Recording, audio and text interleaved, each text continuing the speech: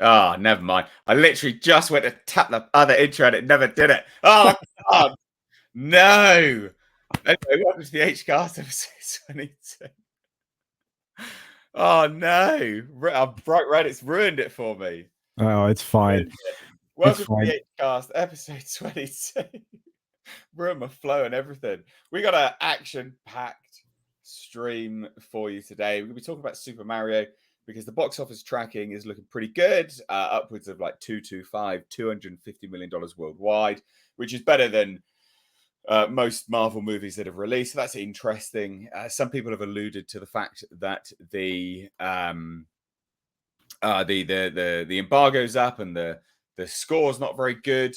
We're going to get to that as well because yes, you are right, but we will get to that because it looks like, I mean, look, it might be crap, right? I'm going to go watch it tomorrow. It might be garbage, but it also looks like people are fundamentally not understanding it's a Mario movie and there's not that much plot in a Mario movie because not much plot in a Mario game, quite frankly. We're going to be talking about Disney. We're going to be talking about Street Fighter. We're going to be talking about Blue Beetle because Batman's a fascist. We're going to be talking about Shrek and Harry Potter and also Lord of the Rings. Amazingly, that's still happening. The Rings of Power. So loads. How are we all, Culture and Tom? I'm great. I'm having a good time. Whoa. What? See, whoa. Well, that's a song. Oh, is it? Yeah. We're having a good time. We're having a good time. Whoa. It's Queen. Anyway, Tom's here too. Oh, yeah, I know that. Yeah. Tom, how you doing? Good, sir. Are you here or are you dead? I feel like I'm dead, but I think I'm here. Is this real life? Is it just fantasy? It is. It is real life. Caught in a landslide? Is this what we're doing, is it? Sorry, no, I Escape apologize. from reality. See, I stopped. I stopped. I could be sleeping right now. I'm so tired. All right. Well, we got some exciting stuff to talk about. We have a lot to talk about. I'm excited. I'm excited to be here. We do have a lot. So, ladies and gents, just for a bit of housekeeping, you'll find everyone's channel linked in the description box. If you want to chime in to each topic that we're going to cover today, because obviously they're segments, we'll cover the topic, we'll sort of, talk about it, have a discussion. But if you want to get involved, super chats are the way to do that. So drop your super chat. We'll cover them at the end of each topic. It's a really good way to support the show, keep the lights on.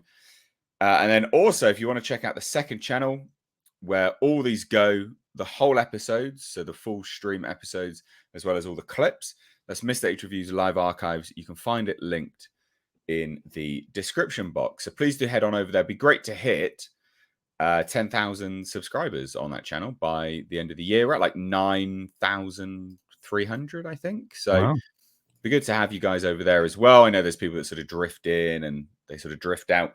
So if you want to catch the whole podcast, on the back end, then that's the place to do it, basically. Oh, so first things first, and it is first things first, Mario. It's looking like it's going to get quite a big opening.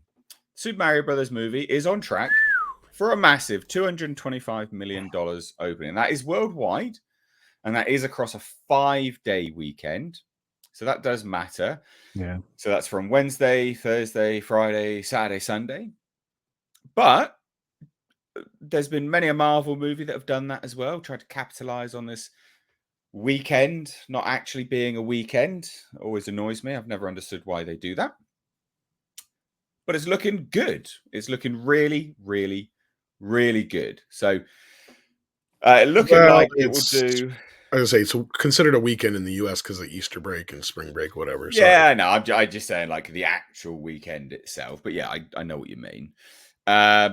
So Deadline says it's probably going to be one of the biggest openings of the year. We've predicted that already. That's not a huge news here. $125 million plus in US and Canada, so the domestic box office, and then about $100 million plus overseas. So it's looking huge. That's a big, big, big opening. What do we got? What do we think to that? Because I would say that's pretty much legit.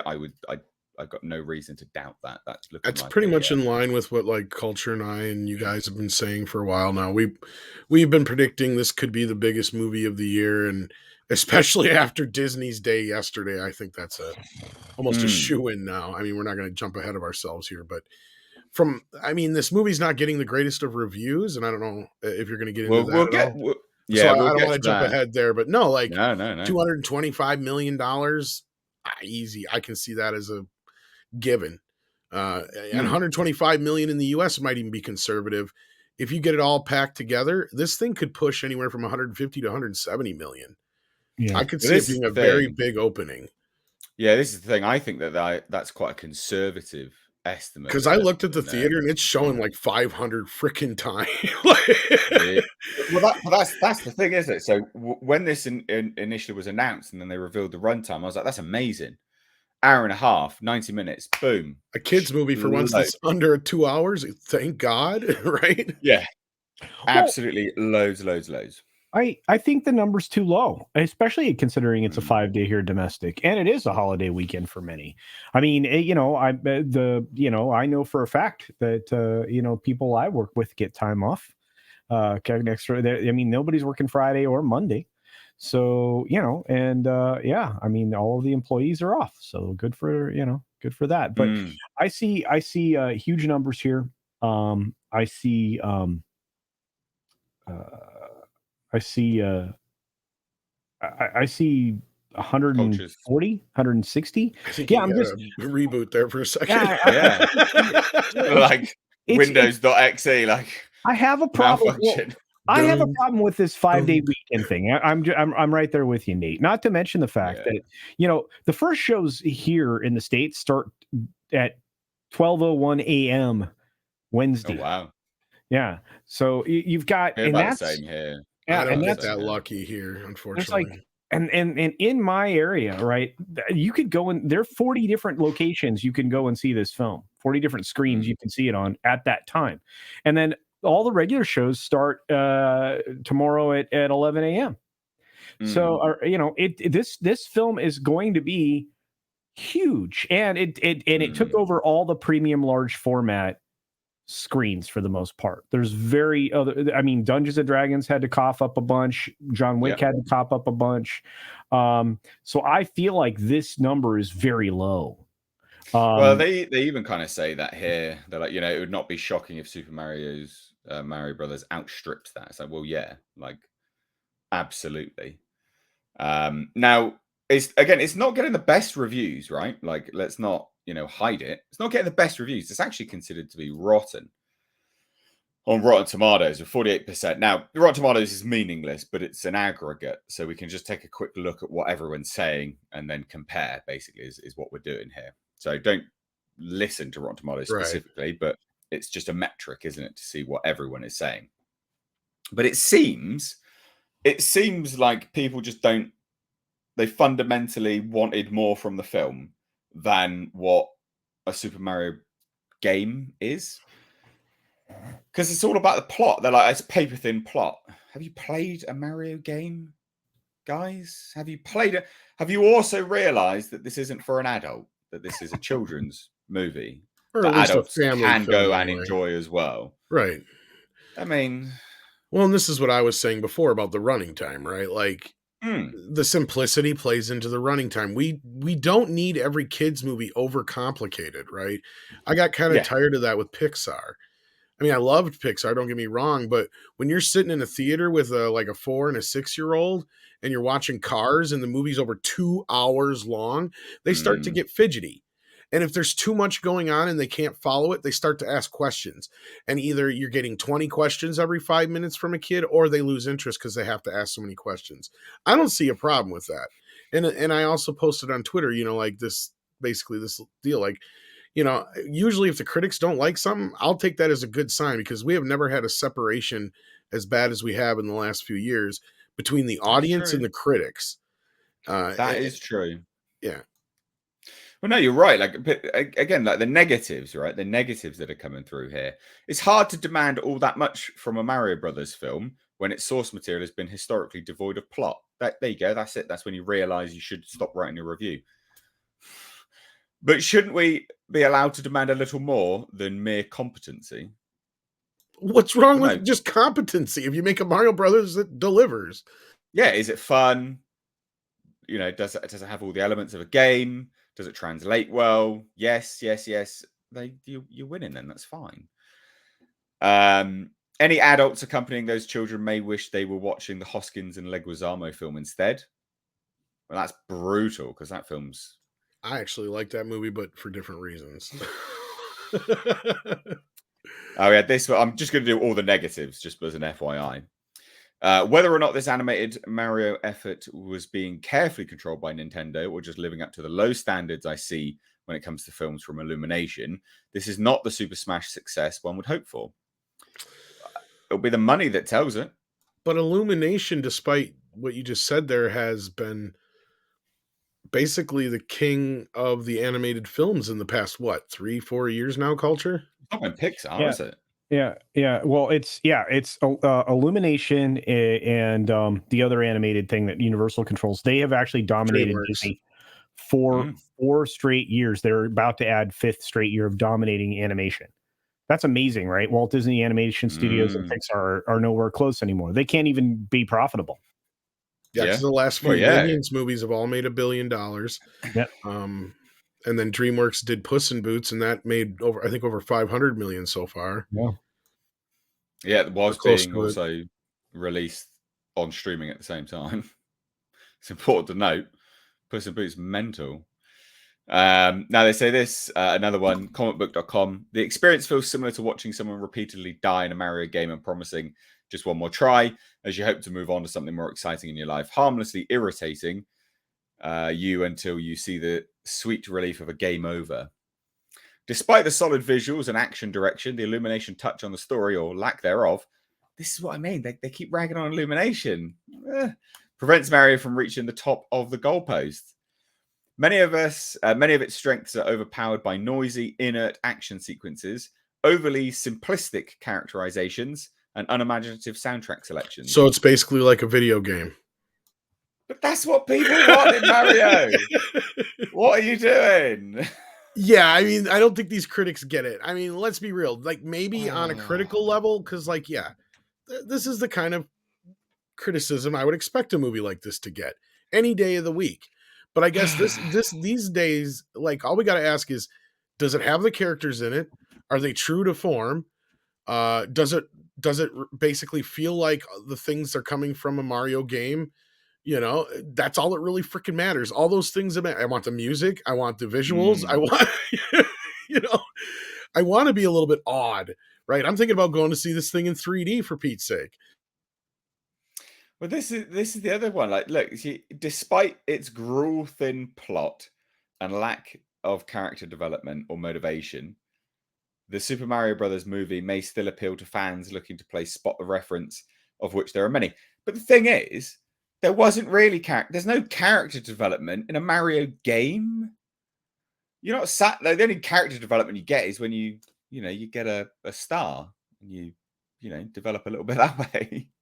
But I know who do they think this film is actually for?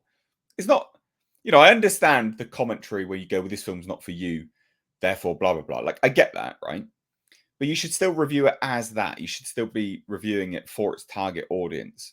So even if you're not the target audience, I'm not the target audience for this film. I'm gonna go watch it tomorrow. If it fits all the beats that it needs to do, and it's a good, reasonable, fun time, then it'll get a good review. Because if that's basically the market that it's looking to hit. It's a kids' film, for goodness sake. Right. Well, and again, this is you're right there. It's a kids' film. It's a family film for the most part, but it's a 4-quadrant film. I mean, you're going to have people that are engaged in this like me, even though it's not targeting me.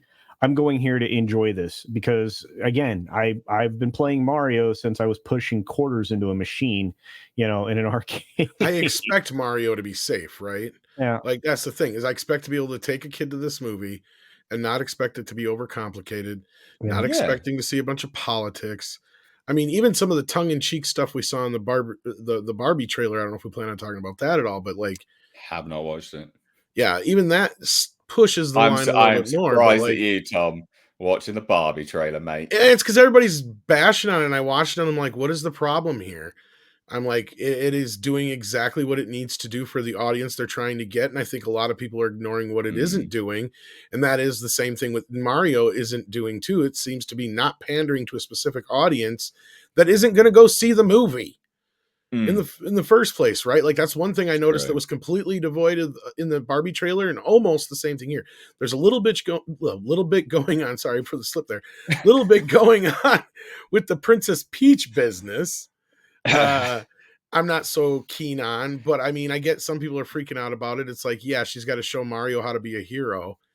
But the story is revolving around saving Luigi this time, not her. So, I mean, there's kind of a bit of a twist there. And that came from Nintendo above. I'm happy with that. I think that's fine. I mean, that's fine. So a lot of people are like, well, what does she need Mario for then? But I mean, I guess it's like, did you forget the plot that he's actually saving his brother, not hers? Yeah. You know, so she's saving her kingdom. He's saving his brother. So I get it. They're just coinciding with one another.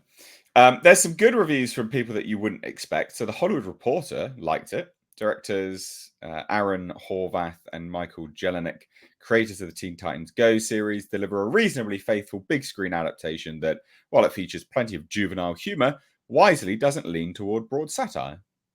That's about what I'd expect. That's pretty good. The Wrap. Short of dropping onto the Rainbow Road ourselves, there is no experience closer to being fully immersed in one of the world's most beloved video games. It looks like the Super Mario Brothers movie might just make a real mark on the feature animation world. You can kind of see the ones that get it, you know, at the positive and negative. Again, FYI, I don't know what I shouldn't have to keep saying this. It might still be crap, I'm aware, but my point is that, you know, from an outside perspective looking in and my own personal thoughts on the movie, this you can kind of see the ones that get the intention behind a film or not based on their reviews and what they're saying. So there you go. I think this is going to absolutely obliterate the box office, though. I think it is too, and unequivocally. Yeah, I'm looking at it. I've been looking at my local theater showings and stuff while we were talking here, and you know, you're starting to see theaters, you know, gain more and more, you know, empty, or I should say occupied seats. There are fewer empties. I mean, the theater I'm going to, the showing I'm going to tomorrow, there's already 100 seats filled in the theater. So, you know, I feel like it's going to be fine. And that is a Wednesday show early in the morning. There's not going to be, it's a weird thing. I think this film's gonna, when people realize that it starts early, I think you're going to start to see a lot of those showings pop out. Well, and I don't expect it to be that great or anything. I'm not expecting it to be like Oscar caliber type shit, right? No. Like, I know what to expect going into it. As long as it delivers on that, I think I'll be fine with it. I mean, yeah, that's the same thing. That's what I would expect. And I get free popcorn tomorrow. So there you go. So it's senior day tomorrow. That's right. Stop it. Stop it. Well, I can't eat popcorn, unfortunately. Oh, that's right. You're still. Oh, okay. I'm sorry. I've had enough. I'm so tired. I've like fallen asleep at my desk and everything now. Oh no! Well, you did like 74 videos today, dude. I'm serious. There's like Mr. H video. Right? Like my notifications going ding, ding, ding. Had enough. Sick of dying. I'm done. Right. So we had one super sticker from Al Humphrey. So thank you so much, my dude, for £10 as well. Wow, massive. Wow. That is really, really good. I actually can't see what that super sticker is, though. Do you know what that one is? Oh, goodness. You know what? Let me catch up. Goodness. Yeah, normally I'm on top of it. I should be punished. Al Humphreys, is that the one you're on? Oh, wow. And then, it's a flying. I was going to say, that's a super pair. It's a super pair thing. Super Thank you so much, Al. I do really, really do appreciate that. If you want to support the show, you want to drop in your comments on each topic that we're covering. The next one, you might really want to as well. Super chats are a good way to do it, or super stickers. So thank you so much in advance. Now, Tom Working dropped in with $5. Sorry, joining in the conversation, says, I understand Super Mario is loosely based on Othello. Really? And yeah, Shakespeare. I've heard that. Yeah. I thought it was based on, like, you know, plumbing. Well, he's obviously being sarcastic, for goodness sake. Ah, all right. Sorry. All right. Oh dear, oh dear. No, I love that. Absolutely brilliant. Yeah, I mean, this is the thing, right? Like, it doesn't need a deep plot, a deep narrative, a huge story. It just has to. That's where this kind of adaptation falls apart. Is actually when you do try to do that. I think personally, when you do try to insert too much of a story behind something which generally does have a paper thin plot, because when you do that, you get Super Mario 93. Yeah, exactly. Like, it's something that it's not. At the end of the day, like, what is it? It's a dinosaur turtle thing come down to it's all about evolution. I mean, that's fine. Like, who cares? Like, that's all it needs to be. No, but when you start to do the 93 film, yeah, they overcomplicated the shit. Yeah, exactly. When you do too much, that's it. That's when it just falls apart. It doesn't need to be deeper than that. And the thing is, like, it's almost like the movie reviews don't understand what makes it popular. You know, like, you think it's lasted this long because, you know, like, people wanted more from it? No, obviously not. It's been a huge success worldwide because of what it is. Fascinating that these people still think that there should be more behind it, and, you know, anyway, whatever. Bizarre. No, it's a good bizarre point, because Mario is one of the rare characters in the last 30 years who has not changed hardly at all since his initial incarnation.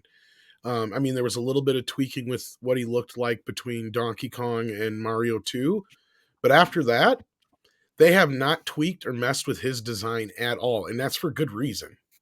Yeah, it works. That's just iconic, isn't it? It works. Like, I mean, I can't remember the guy's name who created him, but he flat out said, you know, originally it was just because he had to fit him within the pixels. But then when it came to designing him and changing the colors and everything, he made him represent like the American flag. That's where the red, white, and blue comes in and all that kind of stuff. And he's like, it's eye-catching and it's a very simple design. Anybody can draw, right? Yep. Like, that's the other thing too, is like kids can just sit down and draw Mario easily. He's a very iconic and recognizable character. There was a point where he was more recognizable than Mickey Mouse.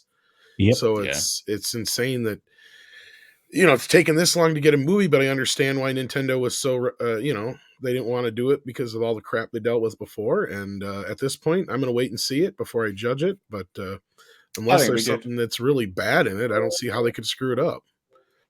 Yeah, exactly. It has to just be what it is. This paper thin plot or not, it doesn't matter.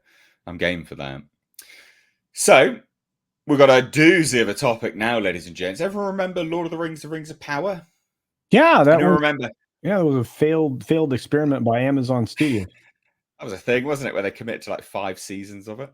Yeah. Oh, yeah. Well, that thing had like record-breaking opening views, didn't it? According to Amazon. Sure. A record-breaking number of people checked out too. Yeah. Wow. Exactly. This is actually what we're going to be talking about. So, Lord of the Rings of Power viewership data reveals that most viewers didn't bother finishing it. Nope. Wow. Like less than 40%. Pretty hilarious, actually. Can I suggest we raise our hands if we're surprised? Oh, God, no. Like, no one's surprised. Come on now. Behave. Don't even suggest that. It's not surprising at all. This was a slog to get through. This was a real slog. I mean, I got through it because obviously I was reviewing it, and yeah, but oh goodness me, what a terrible show it really was. And it's funny as well because when they finished up, there were people like jumping ship. So the guy who played Adar, great actor, the only good thing in the show because he put in a good performance, you know, somewhat compelling, I guess, to a degree. He was like, "Nah, I'm out, mate. I'm done. Get someone new."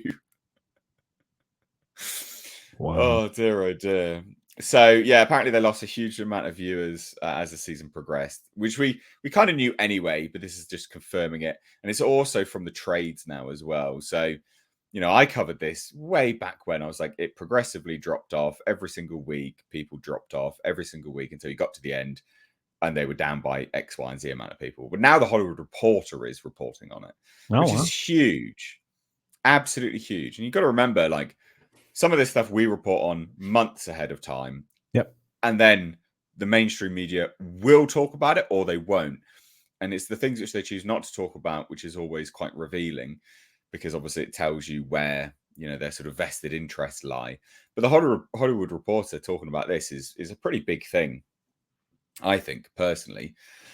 So, Lord of the Rings: Rings of Power is meant to be Amazon Prime Video's Game of Thrones beta, with a streamer spending enough for it to reportedly become the most expensive series ever made. Was the investment worth it? Anyone? Was the investment worth it? No. I'm going to go with no, Jim. They've, funnily enough, they've started putting it on. Do you guys have Kit Kats, don't you? The little Kit Kat chocolate Nestle. Yeah. Have a break, have Kit Kat. But we don't have like the fancy ones that everybody else has. We basically have the boring standard ones, and they try to shove the other ones at us, and we reject them. Oh, they're good, man. No, we are America. We want everything the same as the last one, as the last one, as the last one. That's right. Okay. Well, anyway, they've even started putting the Rings of Power as an advert alongside the Kit Kat now. So this woman has a break, and then her whole world changes, and she's watching the final ride in with Galadriel and all. Where she's having the organism on the horse. Oh boy, it's just nonsense. No, well, did you hear one of the horses died on set? Yes, a heart attack or something like that. Heart attack. It was. Just it watched the dailies. I heard. Yeah. Well, I heard it watched the pyroclastic flow and was my. And then yesterday they tried burning down the set. How on earth did they survive that pyroclastic flow and then just had a heart attack from trying to figure it out? Which I'm sure you're getting to here, yeah. So the prequel series debuted last September, which is amazing to think it was last September now. It delivered Prime Video's biggest ever debut. X the doubt on that, ladies and gents. In what Amazon Studios boss Jennifer Salk called a very culturally defining moment for the company. Not the way that she thinks it was, though. However, it appears the Rings of Power quickly lost a massive number of viewers as the season progressed. So according to Hollywood Reporter, sources have told them that the show had only a 37% completion rate in the US. Yep. Overseas, only 45% of people finished the series, with 50% typically deemed an okay, but far from amazing result. So way below what is deemed to be an all right result. 37% completion rate in the US. Only 37% of people that started watching it finished it. That is woeful. That is absolutely woeful. It tells you, gosh, it tells you something. It's crap. Yeah, but in the market, you absolutely need this to succeed in. It did not. All of them? Well, it's also the fact that this was given out for free on many platforms with certain things. They were giving it for free on quite a lot of elements. That it was like, oh yeah, just take this. We'll give you freebies of this and this and this. Get that viewership up. But it's funny, isn't it? You can offer all the freebies in the world, but if the story's not engaging, you're not going to keep them on board anyway. Fascinating. Absolutely fascinating. Tom, what do you think, bud? I'm not surprised. And then, like I said yesterday, they tried burning the set down. What? I did not hear about that. Yeah. They set it ablaze. So one of the sets caught fire, but they were back to work an hour later. I said, "That's the bigger tragedy here." What on earth? How? Yeah, that was a real story. Yeah, this is in the UK now, isn't it? Yeah. Where I'm so shocked. What? Yeah, they must have been able to put it out, but nobody got hurt, which is good. But like I said, the biggest tragedy is they were able to start filming again less than an hour later. So, oh no. Well, as well, just as an FYI, remember they've switched up the show moving forwards because they've got an all-female directing group. Yep, that's what it needed because they doubled down on the stupid. Yeah, that's what well, this is the thing. Apparently, that's what it needed because they looked at the numbers and was like, "Well, where did we go wrong? Not enough." I don't know, not enough pussy in charge, I guess. I don't know. I don't know where you come to that conclusion that the need is to have an all-female Look, FYI, it might be good, but you are minimizing your pool of talent by doing that. It's really dumb. It's Very, very stupid. You're cutting out a giant amount of diversity. 50% of one or the other. Anyway, Goodness me. So bad. So fire breaks out. Fire broke out on Monday on the UK sets of Amazon Studios, The Lord of the Rings, Rings of Power. Plumes of smoke were seen billowing at Bray Studios in Windsor, where the second season People of cheered. Amazon Studios series is being filmed. Variety understands that an electrical fire broke out in the afternoon, local time, in a warehouse on the perimeter of the backlot. The Royal Berkshire Fire and Rescue Service responded. Filming stopped for about an hour and then quickly resumed. Neither cast nor crew had to evacuate the studio site. Film was paused as a precaution and everyone remained at Bray before returning to work. How did that happen? I mean, goodness me. Somebody tried burning the effort down. Yeah, and then that horse. That is sad. Okay, one more bad thing happens, then that is an omen at this point. Like, they need to shut this crap down. Well, I mean, God is trying to tell you. Or Tolkien, the ghost of Tolkien.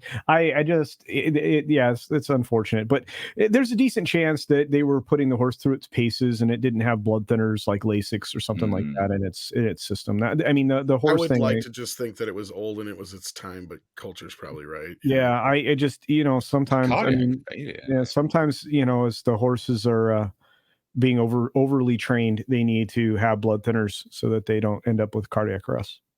So. Yeah, it's a shame about that. It is a shame. Look, this is not a surprise that everyone checked out. 37%, I think, is the surprise. Like, just because the figures they were quoting were like 25 million viewers or something like that. Something nonsensical. It was absolutely huge. And then they're just like 37% of people stayed on board. In the US. I can't even imagine people finishing that show. I know you did, Nate, but I mean, I had to, didn't I? I mean, it's what I do. I was on a show that wanted me to watch it. I got to the third episode and nobody was interested in covering it anymore. It was just like, ugh. I was a train wreck. It was fun for me as a train wreck thing because I was just like, where are they going to go with this crap? So each episode. Yeah, each review was just getting worse and worse and worse and worse. And by the end, you're just like, oh my God. And like, I wanted it to be good to a degree. I never was going to be. Right. But, I don't want to waste my time on these things. I don't want to sit there and waste my time. I'd rather, it's like a movie, I'd rather go to a movie and it be good. Even if everyone else thinks it's shit, I would rather enjoy that experience. Of course I would. Like, why would I want to waste my time? So I had like some mild optimism. I'm like, I'd love this to be good, but every single week it was bad. It was just the worst thing. Stuff going nowhere. Weird cinematography, cheap looking armor. It was just the worst thing. God, bloody 5 seasons of this crap as well. Not good. Good for content. Not good for my sanity. Your psyche. Yeah. Well, look, guys, you're gonna have to watch it. I never finished the first season. What? Well, that's fine. You're not missing anything. So you just have to get started with the second season. All right. Did you decide to watch season 2? Yeah. Okay. Why? Because of this, mate. We're gonna have to talk about it. All right. Come on. I have this problem, you see, whenever something comes on my TV like that I don't like, eventually I find myself watching something else. Yeah, no, I can't blame you there. Can't blame you there. I'll give it a go. Why are you doing this to us? Because the people demand it. The people would enjoy it. Okay, they would enjoy your pain, your torture, my suffering. Okay, exactly. The sweet suffering. So Al Humphreys has dropped in with a super chat, not related to the topic at hand, but still much appreciated nonetheless. Says, Mr. H, can we talk about the 510 instead? Not that I'm obsessed or anything, you understand. Yeah. Well, so yeah, we'll be getting started on that at some point soonish. I've got parts, as you can tell, although the wheels are not going on anytime soon. They're just here because I need to find some space in my garage. But that's what the grill is for. That's a 510 grill. I actually went and messed around with it today, actually. Just sort of messing around with the locks and stuff, and just double checking some bits and pieces, making sure it was all working fine. So yeah, for those that don't know, I had a car channel. I have a car channel, but I sort of stopped uploading on it for a long time. It's in the description box if you do want to check it out. But it will get started again because of this Datsun 5. It's a cool car. It's not cool for most people. I like it. But yeah, so Al, my dude, will get started on that. There'll be lots of videos coming. Even if it's as simple as going to go grab a coffee and just going out in it because it's cool. Those twin carbs, man, they sound amazing. They sound so cool. I bet you sounds cool. I'm waiting to see. I'm waiting to see how many screws you have to count to remove for your replacement grill. Is that 6. it? Yeah, it's literally 6. So the grill, yeah, it's literally 6. I've already done it. I did that. I counted it today, John. So the grill's a 3-piece grill. So you can disconnect each part of the grill, but to fasten the grill to the car, it's only 6. That's amazing. All right. I know. So good. So anyway, Mexican Arm Man drops in with $10 super chat. So thank you so much. Says Culture needs to stop complaining. He live streams 200 hours per week. He has plenty of time to watch everything Nate says. Do it for the Mexican fan base of this channel. Okay, Mikey. That is very strong from Mike there. It is a strong statement. 200 hours might be an exaggeration. That's a long hours. I mean, how many hours are in a week? Well, 24 times 7. I can't do that. God, I'm so tired. Don't make me do math. Can you do it? You're laughing at me, but can you do it? Let's see. Well, there you go then. I'm tired too. Dude. There's a buttload. It's a lot of hours. Don't fucking laugh at me then. Yeah. Well, let's see. In 10 days, there's 240. So subtract. So I don't think I do that. I don't think I can. Okay, good. Anyway, on to something positive. Apparently it's 168 hours. Thank you. On to something positive, ladies and gents, because we do have something positive to talk about. The Extraction 2 had a little teaser trailer. It wasn't a full trailer. It's like a little teaser trailer. It looked absolutely amazing. I really liked Extraction. It was like, I don't know, I really liked it. Extraction was epic. Really good. I like that they're going back to it. I like that this is actually happening because usually you don't see like a follow-up on like a streamer. No. Right? No. Yeah. No, this is great. Like I'm all in for this. So we can't show too much because Netflix loves to they claim. Yeah. But we'll just do it looks like it's set in like a prison escape. Oh, it's so cool. Because you've got prison guards coming up to him and stuff, smash them around. See, they're prison guards, right? Yeah. Riot gear. And he looks like he's protecting some woman. Some woman here. And it gets bashed in the head, but it's so good. It's that tracking shot of him falling down again, connecting with that. Oh, I love it. Yeah, it was such a good movie, the first one. And it's who was the director again? It was that Sam. Oh, it's the same guy that did The Gray Man. He did the first one. Sam Hargrave. Yeah. So Sam Hargrave is a stuntman, and so he would strap himself to cars with the camera, and that's how you got all those amazing tracking shots in the first one. The cinematography, the thing, what it reminded me of, and it's only because it's just been released recently, it reminded me a lot of. Not cinematography wise, but the action and the spectacle of like John Wick, right? The action, the spectacle, but the way they did the cinematography in this. Can you imagine a John Wick film with and it's not necessarily cinematography, but it's the framing, it's the tracking shots, it's that sort of element. A John Wick film, but with these kind of tracking shots, be incredible. Be absolutely incredible. I didn't really get that in the John Wick films, but this, the tracking shots, epic. I wouldn't put that by them in the future, though. I think that, every time we see one of these John Wick films, they do something you've never seen before, it seems. Well, yeah, I mean the Yeah. bird's eye view Yeah. and stuff. But, Yeah, but no, you're right.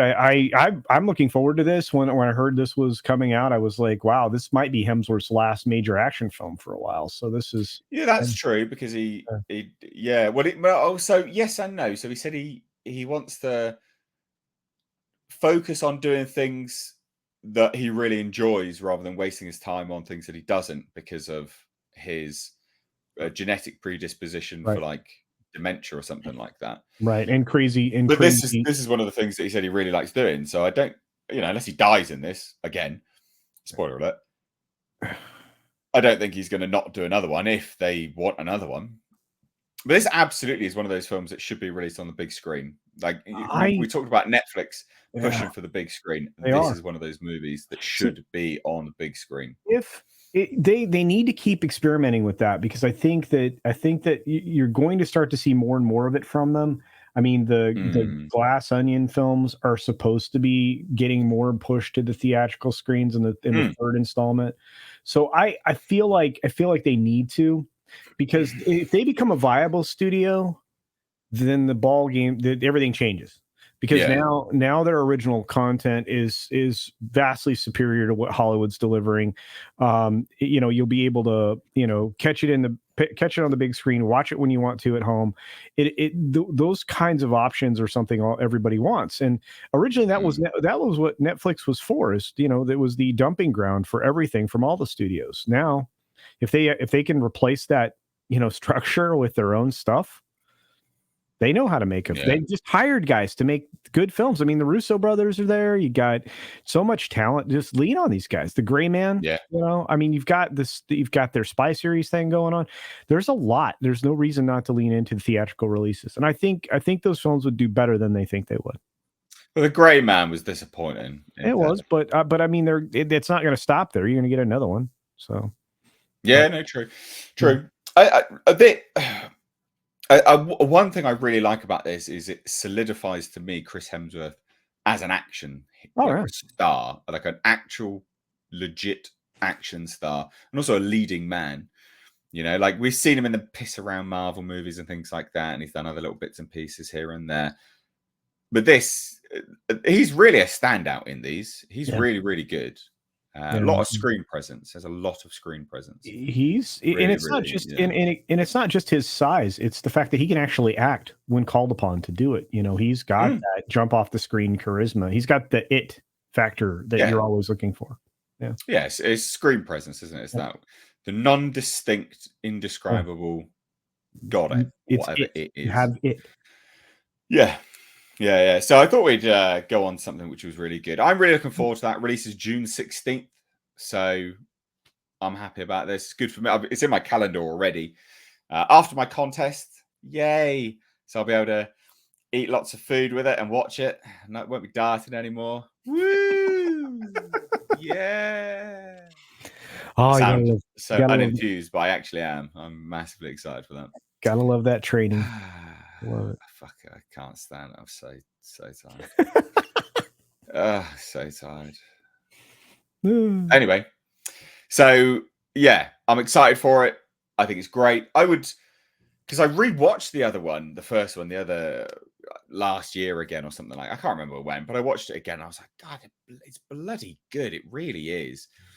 And I'd forgotten. Like, and I rarely watch a movie twice. I don't know why. I just don't. I check out from them, to be fair.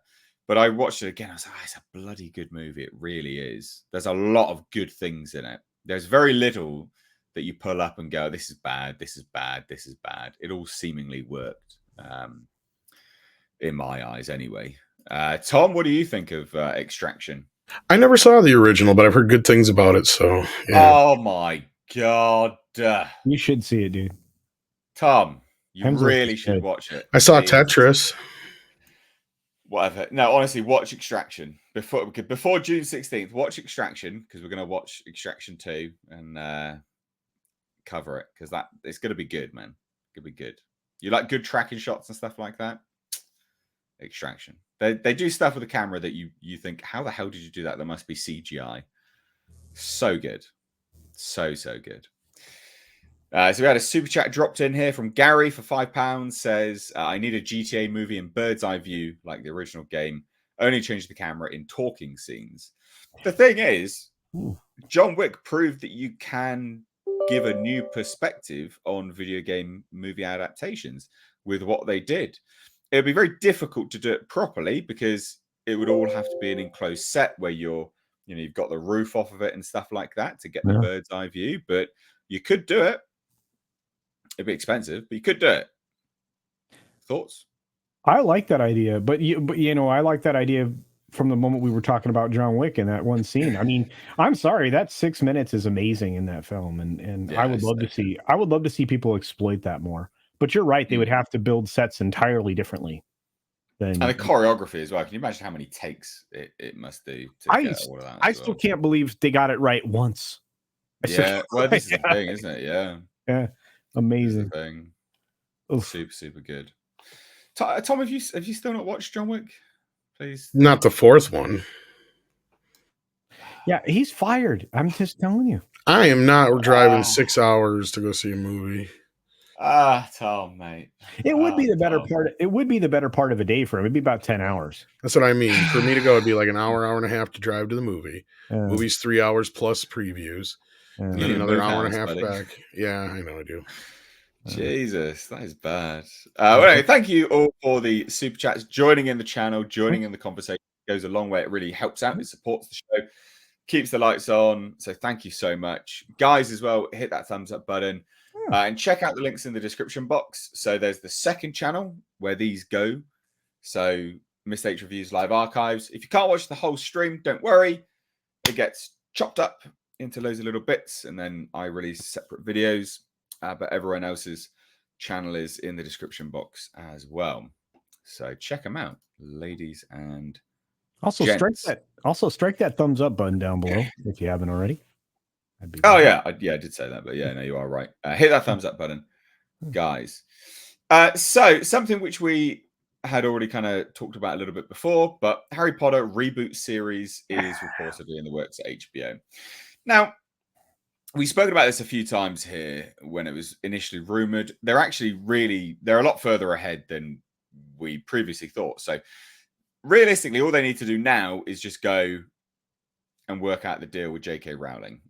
100% is this, because she has full creative control over everything. Yeah. So unless she suddenly pulls a George Lucas, you're not going to get Henrietta Potter or any of those things, right? It's Harry Potter. And she's pretty firm on those things. So it's not going to go the weird ways that you guys might think that, modern adaptations do. It's a bit so she's going to be on board as a producer, not a showrunner. She doesn't have the time to do it. She's not interested. And then they'll obviously look for writers, directors, so on and so forth. But the story is that they're going to go and do, 5 seasons for the 5 books or 7 books, whatever it is. And each season is going to be a book. It's a really ingenious way of doing it. And when I covered this earlier, I think that because one of the main problems you have with Harry Potter is you had the really unique experience of growing up. So the books got popular very quickly, and then the movies came out very quickly, right? It's not like Lord of the Rings, where the books have been around for a long time, and then they get picked up and then adapted. The books became, rose to absolute massive stardom, and then the movies came out pretty quick succession.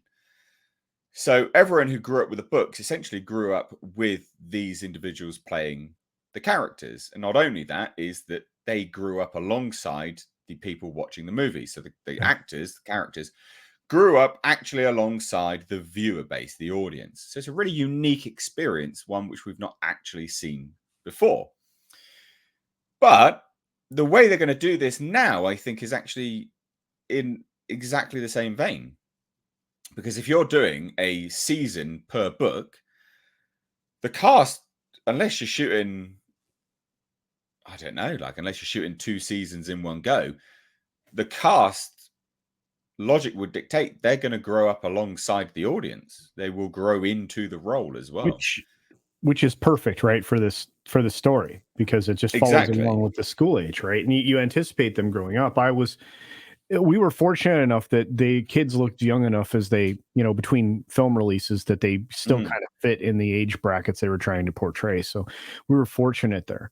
And all of the outside casting that was done, with different actors, it was also fortunate that they, stayed, relatively within that young looking period. But you're right. I think this is a big win if they're able to release this sequentially in seasons and keep those kids, aging along with the characters. That's just the best way to do it. They're going to have to adopt the same method that it was Chris Columbus, right, that got that ball rolling. You're going to adopt that same manner of going about things. So, yeah, I'm right? Chris Columbus, I think. Yeah. Yeah. I mean, I think this could be good. It's nice to see Warner Brothers finally trying to push, content and mine their IPs a bit more, because they've rested on their laurels for so long with a lot of their productions. And, it's nice to see them become a competitor again, potentially for the likes of Disney properly. Because Warner Brothers was a powerhouse. They were one of the biggest in the business for so long. Yeah. So, I'm more keen to see, I don't care about Harry Potter. I'm not sure it'll be fine. I guess it'll be magical, wonderful. I might watch it, right? If it's interesting, I'll stay watching it. But I'm not like enamored. I'm not super excited. I'm more looking forward to the fact that another player is stepping up to the plate and showing the industry where the next focus is going to be. And it seemingly is largely on like fantasy and adaptations and things rather than comic book movies now. Well, you don't have to look far to see the things that are successful. That's for sure. I mean, it's, where you did a video about it today. I think, we're seeing game adaptations and other literary works and things like that. Yeah. I'm very excited about the future. And I look, I mean, my biggest complaint, I've said this before, but probably not loud enough. I'm tired of reboots and remakes. I'm tired of, I'm tired of sequels. You're not telling me you're excited for Moana, the live action remake? No. Of a film that was out in 2016. Also, no. The Disney live action Moana. Moana might have been the last good film that Disney Animation made. Honestly. Well, going off of the one bit, because I remember the episode a while back here when, the talk was coming out, because I'd been saying Zaslav's next thing he's going to deal with after DC is going to be Harry Potter, and they do want J.K. Rowling involved. And at that time, I remember having that conversation with you guys, and you said, this is the one time where we've had a franchise like this where the actors grew up as the characters, right? And I had to concede that point. But I also said at that time, don't be surprised if there's some recasting involved here, especially if they either reboot, which I said is probably the most likely scenario. I do remember saying that. Or B, they were talking about if they can get everybody on board, they would like to do like the Prince's, the Cursed Prince or whatever the play, two movies, or Cursed Child or whatever hell it's called. Yeah. And then Hogwarts series or something like that. Well, I think we got our answer to whether or not the main players can get along with J.K. Rowling or not. And the answer is no. Because I think this was a clear sign to everybody saying, yeah, these guys are not going to get along. And we went with J.K. because she is the franchise. Well, they have to. They have to because she is the creative control. She retains all control over it. They literally can't do anything without her. They're not allowed. Well, I love how they had to point out that she's not going to be a showrunner, right? But she is involved. So that basically that's them getting ready for the backlash from the Rees, right? Because we know it's going to come. Yeah. Well, the thing is, they really shouldn't, because they've just proved to themselves that, hopefully they would have proved to themselves that they don't need to listen to that, because Hogwarts Legacy, they didn't listen to the nonsense there. And that was a massive success, like $850 million worth or something like that. Absolutely insanely successful. Like you don't need to listen to these people. Just say no. Literally, just say no. You can't do anything if you just say no. Like no. Oh, but no. No, my feelings. No, I don't care. No. But you've offended me. No, I don't care. Just do that. They've got no power. You give them the power by bowing to their whims. Yep. God. Ridiculous. Absolutely ridiculous.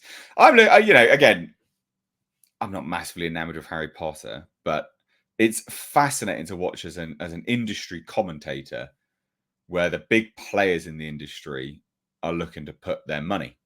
Because you've got to remember as well, Warner Brothers does have a money problem at the moment. Yes, quite a large one, right? But they're like, you know what will make money? Where we're more than happy to pour cash into? Harry Potter. Not DC, right? Because we're not seeing them announce loads and loads of DC stuff.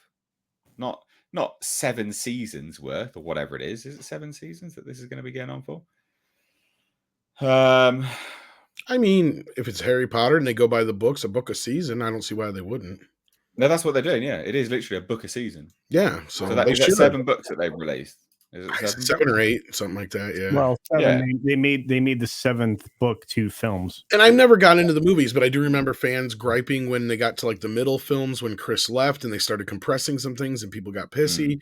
And then at the end, they did do like 2 movies for like the last book or so or whatever it was, and I think people were a bit happier about that. I'm not sure, but again, I'm not a fan. But if I was in Zaslav's shoes at this point, especially with the nonsense that's surrounding this thing, he's just basically turning the car around, right? Yeah. Like, you know what I mean? Like they're bickering in the back. It's like, you know what? Fuck it. I'm going to turn the car around. Y'all are done. There is no more of this shit. It's just, we're going to reboot it. We're not going to have to worry about all these other people and their feelings about J.K. Rowling's, including the actors themselves, because we're not going to have them be a part of this shit. Get ready, kids. We're going to do a big cute. They're going to, you watch. We're going to have some new unknown be everybody in the cast, and it's going to be just like you said before, we'll be growing up with these kids throughout the seasons. It'll be interesting. It will be interesting to see the response, because this is firmly for a new generation as well, to a degree, like still obviously previous Harry Potter fans, but it'll be interesting. It will be genuinely interesting to see where this goes. And Warner Brothers are also putting their money in other things which are quite fantastical based. So again, looking at the industry as a commentator, where are they putting their cash? Well, there's another Game of Thrones prequel series in the works based on Aegon the First, Conquest of Westeros. There's also the potential to do a movie to either precede the series or cap the series. So they basically release a movie, which I think they absolutely should do. Release a movie in theaters, because I'd love to see a Game of Thrones movie, that world on the big screen. That'd be good fun. Amazing. Yeah. That'd be really good fun. And then continue the story on HBO Max. Boom, loads of subscribers, because people would be like, yeah, I'm intrigued with this 100%. But this is just another thing, it's another sign of things. It goes to show that regardless of how Game of Thrones ended, House of the Dragon is a success at this point in time. It's doing well enough for David Zaslav, because you've got to think, again, they're not in a position to just spaff money up the wall. David Zaslav's a businessman. They know that they've got problems. They're looking to cap a load of, they just scrapped $100 million in a tax write-off. They're not throwing money up the wall needlessly. Right. They've clearly gone, House of the Dragon is a success. Let's go. Well, I feel like this is a big winner for Warner Brothers. I mean, they really leaned into it today. I think I counted 4 different things that they were talking about today. I think you covered them all in your videos today. I'm with you. I think Zaslav. I think Tom's right. I think Zaslav is turning the car around on everything, not just Harry Potter. I think he's doing it on everything in the studio. I think it's about time. I mean, again, as an observer of the industry, as I have been for a long, long time, this is the only thing that makes sense. And let me tell you, everybody needs money right now, even Disney. Disney's going to have to choose between ideology and money. Warner's already made their choice. Universal's made their choice for the most part. You're watching Comcast turn around too. I'm sure we're going to cover some of the stuff they're doing. No, you'd have to send me some links. Don't know about the Comcast stuff. It's all new to me. Yeah. We'll get to some super chats though, real quick. Yeah. So Metallica fan for £5 says, as a huge Warhammer 40k and 30k fan, I'm very nervous about how Amazon will handle the franchise. Not sure they will do it right or grim dark. Yes and no. One, thank you so much for the super chat. It goes a long way. Really does help out. I think one of the benefits of that is that apparently Henry Cavill is the Kevin Feige of that stuff. So him being such a huge fan and him being in charge of it is promising. And also, you've got to remember as well, like Games Workshop are not going to relinquish full creative control over either. They just wouldn't, because they're notorious. So I can't imagine they've gone, yeah, Amazon, do whatever you want, you know. But then as well, Games Workshop having creative control is not necessarily a good thing either, because some of the stuff that they've come out with of late has not been great either. So I guess that's the best scenario in this one is if Henry Cavill has the majority of creative control. I don't know if you guys have anything further. Do you guys know anything about Warhammer or not? I know a bit. I've played before the tabletop. Okay. And I know a bit of the lore, and I've painted plenty of miniatures in my life. So, but yeah, I think from what we're to take away from all of the statements made by Henry Cavill himself, he's basically the guy when it comes to this. So if that's the case, you have a real fan there, somebody who's going to stick to the lore. I don't think you have a lot to worry. And I think that's a good thing. I think it's kind of like between him and his Games Workshop, I think they're going to want to maintain full control of this thing so it doesn't get Disneyfied. I think that's it's the same thing with Nintendo. Nintendo kept, all of their stuff, intact, at least reportedly for this next film and for their cinematic universe that they're rolling out. So looking forward to that. Yeah. Tom, anything to drop in there? No, I think you're right. Basically, as long as Cavill's in charge, I think it's in good hands. But I'm not a Warhammer guy or anything like that, so I know what it is. But I mean, yeah. Mecha J for $5 says, not surprised that Warner Brothers decided to reboot Harry Potter. Their Fantastic Beasts franchise has been a complete bust. A lot of that is because of their dealing and handling of Johnny Depp and recasting Grindelwald and what stuff a like mess. that. So, what a mess. Yeah, 100%. Well, on to another mess. Batman's a fascist. Oh. So the Blue Beetle trailer dropped. I want to just talk about it. We're not going to show it because they've actually been doing copyright claims for this. So I had a copyright claim earlier. Wow. It's removed now, but I don't want the chat. I don't want this to get taken down as a result of another claim. Yeah. So, what do we think of the trailer overall, guys? Have you seen the trailer, Tom? Yeah. I was a little taken aback by that shit because Paulie and I actually championed Xolo for the role back in the day, and when he got it, we were quite excited for that. I liked the look and the tone of the trailer overall up until that moment. I thought, wow, the special effects and stuff like that are better than anything we've gotten out of Marvel lately. Sure, there's some stuff in it that kind of feels like we've seen this before. In fact, somebody did a comparison to like Shazam and a couple other films where they've ripped off the same exact kind of stuff. And it's like, yeah, but I mean, at the end of the day, since this was initially meant to be a streaming film, how it looks, it looked like it was mostly harmless, maybe fun. But I'm not a big a fan of what's his face, the comedian that said the line. No, I just forgot his name. Isn't it? George Lopez. Yeah. And it could be, Script and I got into this a little bit yesterday. Script Doctor and I did.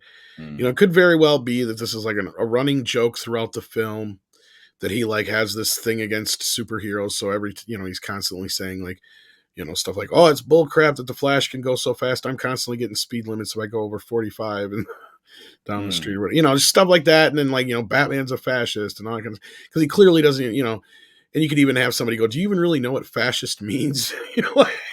Batman's a vigilante. I mean, there's there's moments and fun you could have with this. And then of course that could play into him, now having a nephew who's one of these superheroes.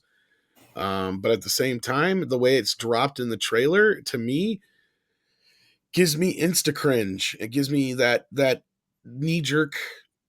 Whoa, wait a minute here. What are we doing? I mean, because there's a lot of ways this could have went. I mean, they could have also had a joke that's similar and made a joke about Superman being an illegal immigrant, and what would the other side have said, right? Like, exactly. I mean, at the same time, so like that's what I'm saying. To me, it's kind of why did you put this in a trailer that was kind of a win up until that moment, and clearly now this is what everybody's talking about instead of the rest of the trailer. Yeah. So look, the whole trailer was generic. We've seen this trailer time and time again. The thing about the trailer itself was, it was fine. It's what I expect from a superhero trailer these days, a comic book movie trailer. Like the visual effects are better than they have been on many things, but they're not good, right? They're better than they have been. Serviceable. But they're not good. It's the same garbage hip hop crap that they play. It's like an executive at Warner Brothers just goes, "What do kids hip hop? Kids listen to hip hop. Chuck that in that trailer, please. Whatever. That guy, yeah, do that one. Cool, no worries. I hate every single trailer has hip hop music in it now. It's always shit. It's always shit music, and I don't care. Like people are like, oh, you don't like hip hop. Yeah, I don't like hip hop. Sue me. I couldn't give a fuck. I don't care. Like, sure, you want to listen to hip hop? Be my guest. It's garbage. It's crap. It's in every fucking trailer. And it's shit. It's uninspired crap. And that's the thing. It's literally every single trailer, every single superhero trailer. It's always the same. So not cool. And then there was just weird elements like the weird little dance thing that he does when he gets the sword out. That was weird. Didn't like that. I thought that was dumb. And then they just drop that in at the end as well. Like, Batman's a fascist. I'm like, okay, well, because people are like, it's a joke, man. It's not a dick. Don't take it so hard. Yeah, I get that, right? I get that. But it's a safe joke. It's also a joke that isn't actually a joke because it goes hand in hand with what we're consistently being told and we consistently hear and is consistently part of the message. Yeah. Right? Like, this is not, let's be honest. If they made a joke which ripped on, I don't know, sort of left-wing ideologues or that sort of ideology, it wouldn't be allowed. It wouldn't be in there. I don't know. It doesn't make any sense. The thing is, it's one of those jokes that, it's safe. It toes the line. It's also incredibly stupid because this movie is in the new DC, right? This is part of the new DC universe, apparently. And not only that, like Blue Beetle is a nobody. He's a nothing character to a lot of people by comparison to Batman. And you've got a lot of people that, they're not happy with the direction DC's gone. And then they've just thrown that in at the end and people are just like, what? Fuck off. So it's just dumb, man. That's just stupid. Yeah, drop in. Can I fire out this question? Could all of this be being done intentionally on these films? I mean, we just watched the Shazam thing shit the bed.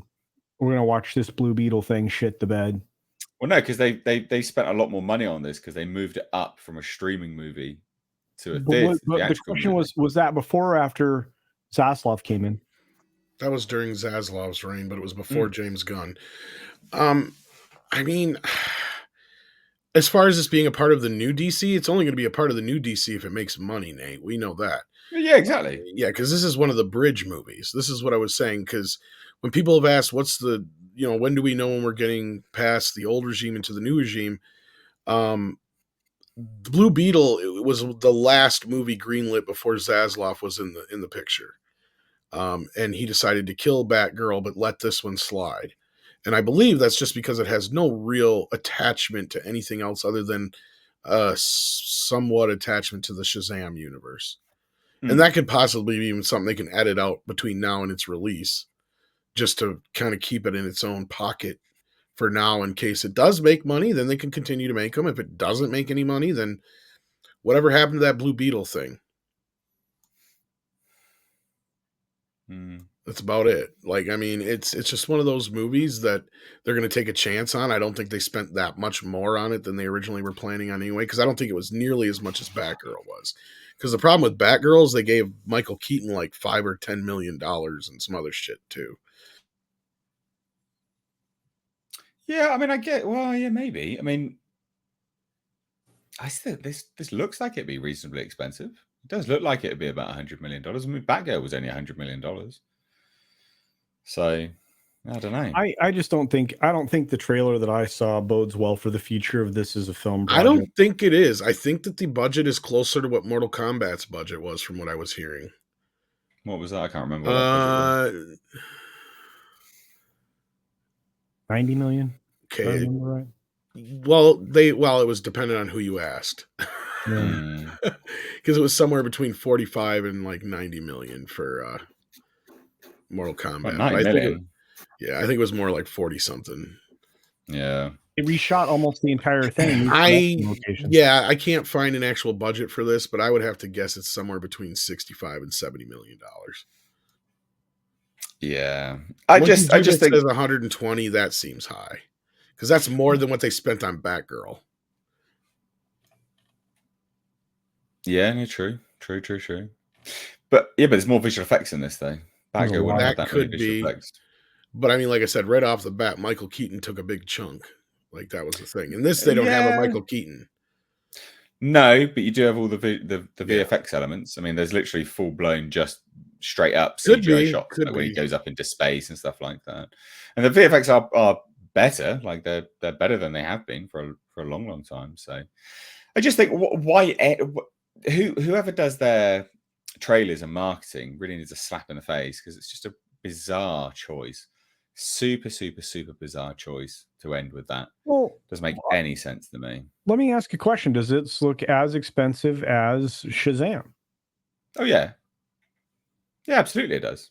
From like polished VFX wise, yeah. Yeah. 100% it looks as polished as Shazam. Shazam was 125 million. Yeah, exactly. So but it also had bigger actors and also actors in their second contract. So they would have earned more money from from coming back for a sequel, basically. Well, they're saying out there in the world that this thing run about 120 million. So Blue Beetle, yeah, I can believe that. I can believe it, because the VFX is so polished, but I don't think it'll do very well.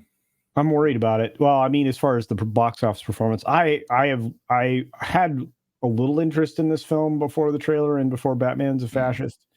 I'm sorry, you just turn off a certain percentage of your audience the minute you lean into those, message-based tropes and verbiage and language and all that. I mean, it's especially when you misuse the word fascist. Yeah, that's the thing, isn't it? It's dumb people making dumb, safe jokes using words that they don't understand to make said dumb, safe joke. It's just stupid, super stupid. Super dumb. So yeah, Blue Beetle, I think that will end up being a pretty big disaster, to be honest. Personally, I can't see that doing particularly well. And also the trailer had loads of bots commenting on it. So they got the bots out as well, playing the old Disney playbook. But we do have some super chats to get to. So Lord Baratheon for $4.99 says, I've seen people saying that Disney is very confident in Indy 5 since they're premiering it a month early. Yeah, so I said that. I did a video on this because they're premiering it at Cannes Film Festival. Yeah, I mean, the thing about that is lots of stuff will come out about that film. So that's why I was like, yeah, they seem pretty confident about it. I don't see why. I think that's a pretty fair, logical assessment to make. It is over a month before it's released, like a month and a half, like 5 or 6 weeks before its worldwide release date. And the thing is, I've watched that trailer, and I say this all the time. I've watched that trailer. I don't think it's not massively appealing to me. I don't get the excitement of an Indiana Jones film. However, everyone I know that I've spoke to that has either worked on it or seen it, they said it's a good film. So I'm torn, like I'm torn between what I think and then what I've been told, and then what the sort of landscape is telling me, which is, 6 weeks early. That's a long premiere date. Lots of stuff will come out in that time about this film. A lot of stuff will come out in that time. I'm always going to be, well, not always, but oftentimes I will be the contrarian here. I'm going to say that it'll have a decent opening weekend, but I don't think it's going to have the word of mouth that carries it forward. No, I don't think it'll make any money, but we're talking about the quality of the film. I don't. The budget's way too high. They're never going to make money. Cinematically, I'm sure it's fine. I mean, there's a lot of flavor from the previous films in it, but some of those scenes don't look anywhere close to what the original films looked like. The first 3 films cinematically differ there. Yeah, this is the first one that you're missing one of the original creators, or both of them. You know what I mean? You're missing a lot in this latest entry, and I don't trust Mangold. I do. He's directed some incredible films. He has, but incredible films, man. I will see. We'll see if this is a Logan or a Ford versus Ferrari or whatever. But 310 to Yuma. Yeah. I just don't anticipate that. I think he's going to want to get away from this project as fast as he can, because I think this. Yeah, I think you're right there. This could be a noose he does not want anywhere. Well, the problem was he went and shot his mouth off online, and what that does is 2 things. It pretty much confirms everybody's fears, because otherwise, why the fuck is he out there trying to defend it? B, he went and put himself in a position where now the movie has to perform, right? And I've said this time and time again. Because when he went after Matt Kadish and a bunch of the other fans, at that point it went from this movie just had to be better than Crystal Skull, then now having to be as good or better than any of the Spielberg, George Lucas Indiana Jones films, right? Because now you have a problem there, because the last movie was Crystal Skull. All you had to do was just be better than the last movie to send this thing off on a little bit better, ending. But no, at this point he's put himself in the hot seat. So I agree with Culture to a point that it has to deliver. But I also don't feel like this movie has the baggage that the other Star Wars and comic book films have going into it. And it also has a bit broader audience to appeal to. And a lot of that audience isn't aware of a lot of what's in this film already. A lot of that audience has no idea who Fleabag is or what baggage she has with that. Her flea baggage, let's say. So in that respect, like, I think that could be a problem. But again, a lot of these people don't actually check online for reactions either. So a lot of grandmas and grandpas and moms and dads are going to go see this movie despite, people warning them or tried to telling them that this might not be what you're in for, or what you think you're in for is not what you're going to get. But then again, the movie could deliver. It could actually deliver despite all the things we've heard. So. But it still won't make money. It's still the money aspect. No, it's not going to make money. It's too high. Yeah. And the problem is, it has to make over $1 billion, at least. Like, I think we were figuring 1.5 at least. 1.125 to 1.5, somewhere in there before it's really profitable. But that's beside the point. They have to make a good movie. Lucasfilm hasn't had a good thing in a long time. And, this has to be good. Willow was a resounding failure. You would know, Nate. But they need something, and this is not going to be it. And I'm going to say this: releasing at Cannes is probably a risk they feel like is worthwhile. They may get a payoff there, but at the same time, if anybody confirms any of the story elements coming out of Cannes that people are dreading. That's true. The minute anything that any of the people that have been talking about in our sphere, or on the edges of our sphere have been talking about, they're going to it's going to kill the movie. I mean, all that has to do is somebody that's reliable and credible say this is happening in the film. This, if it's confirmed that Indiana Jones is erased from history, I'm sorry. I don't know that that's. I don't think it's a good risk. I think this was a mistake. But yeah. Anyway. No, true. Another super chat here from Traveling Tortoise for £5 says, I think the sword dance thing was anime inspired. Looked like a fighting game intro. Yes, I agree, but it's for the Blue Beetle trailer. But still, meh. Wasn't Very much. I'm down with the kids. I hate it. I'm not happy. I wasn't lame. Just lame. It's just lame. The only thing that really turned me off, although I thought that most of the visuals were good, but the only thing that turned me off was that line. To be honest with you, I had a very low bar for this film to begin with. So, and this is one I was likely not to see in theaters because I don't think it'll be in theaters very long. I think it'll be there for 20 minutes and then it'll be on a streaming service real fast. I think it's going to be HBO Max fodder real quick. But Mecha J for $10 says, on top of Batman fascist comment, the director recently deleted their tweet wishing for the assassination of former president who and claiming Puerto Rico is a slave colony. Oh, goodness, Puerto Rico is lovely. I really like Puerto Rico. Beautiful place. San Juan. Used to be there every Monday. I used to go to Plaza Las Americas. Oh wow, really? Quite yeah. It's really nice. Really great. Like really nice place actually. Well, let's address definitely not a slave colony. It's really nice. Yeah, let's address that. But yeah, like that quote, that Twitter statement that was out there in the ether, that was just recently deleted. It's the internet's forever. That's the thing. People have already cottoned onto that and started sharing it around. So it's all over the place. So we do have. Let's talk about all of this.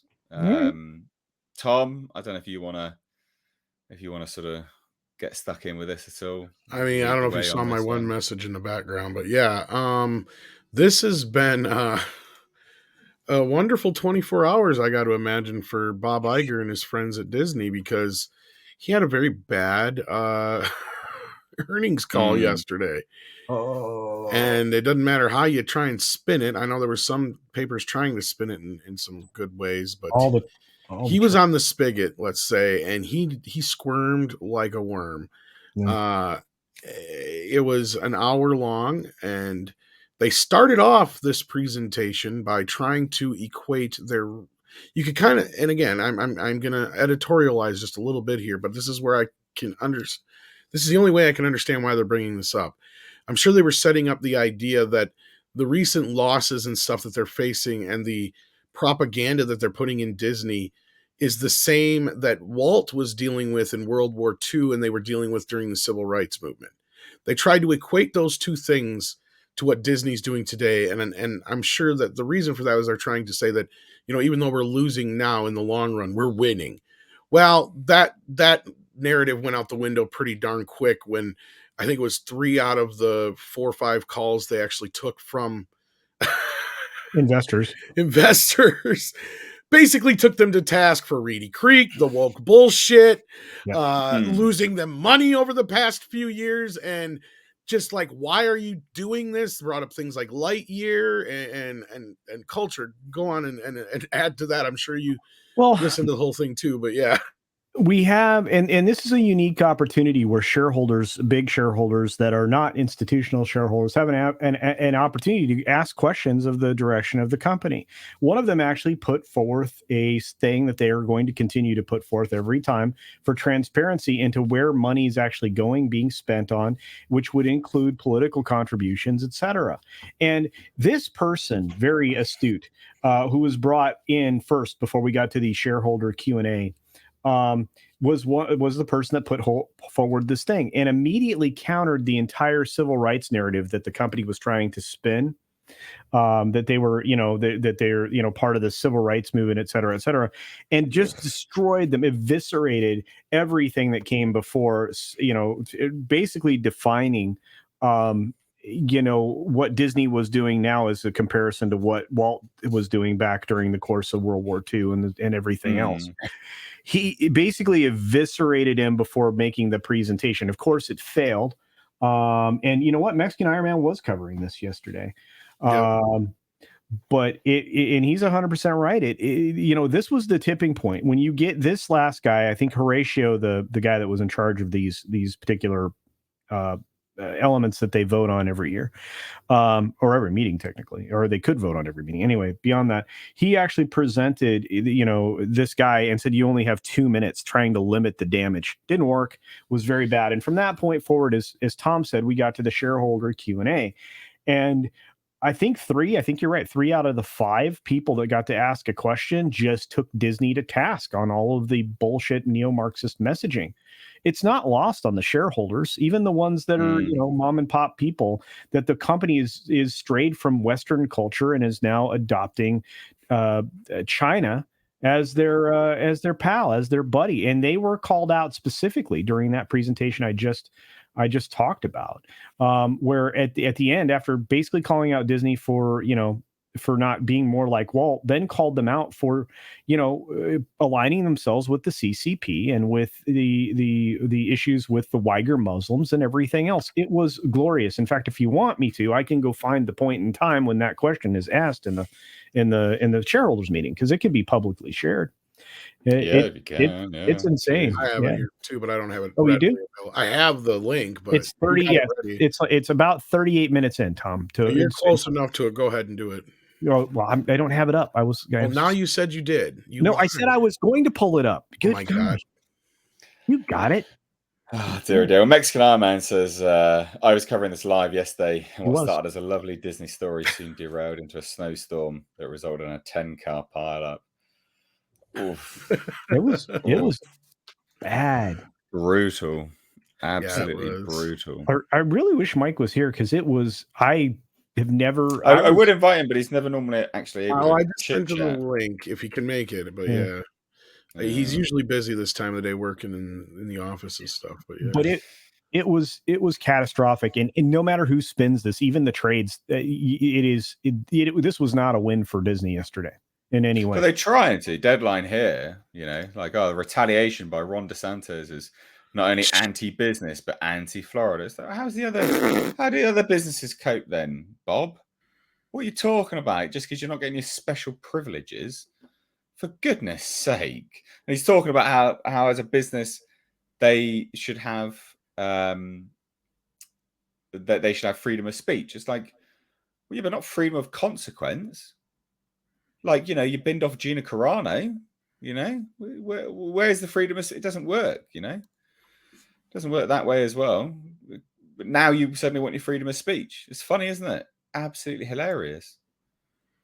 Absolutely hilarious. It's talking about how, we give a lot back to Florida. It's like, yeah, sure you do, but you get a lot from it as well. And then you started to, I don't know, not cool. Oh, we got started to swing Mickey's big thingy. Oh, well, speaking of big thingies, hey, Mike. Hey, I don't have a conference call. You're coming through the wrong microphone, though. Oh, shoot. Hold on. This is a common problem. Well, when you fix it, you can tell us how this all went down. All right, how's that? Is that better? Better. Much better. All right, I got a Zoom call in about 20 minutes from now, so I got about 20 minutes right now. But so sock it to me then. What happened? Tell me all. I'll just give the brief highlights. So it started with a really nice video. Like they had a really nice presentation. I have to give them credit for it, and it looked like they were going in what I think many of us would regard would be the right direction in terms of mass appeal, family appeal. There was a lot of focus on the parks, the attractions, and I'm going to tell you that, and I'm going to say it. I was surprised that I saw as many white people as I did in that opening promo video, because I'm so used to, these woke messages and images and all of that. And I mean, I got to say that I thought it was going incredibly well. Then it moved from the opening remarks in the opening video to the legal. And when the second, and so that was the first part. So then the whole thing was a train wreck. I thought it was going to go for a couple hours, and it derailed fast, and it ended abruptly. But I'll get to that in a moment. So that was the first. I'll call that the first phase. Then we went into the legal and the shareholder proposals, and there were several major initiatives. One very woke, and two incredibly not so.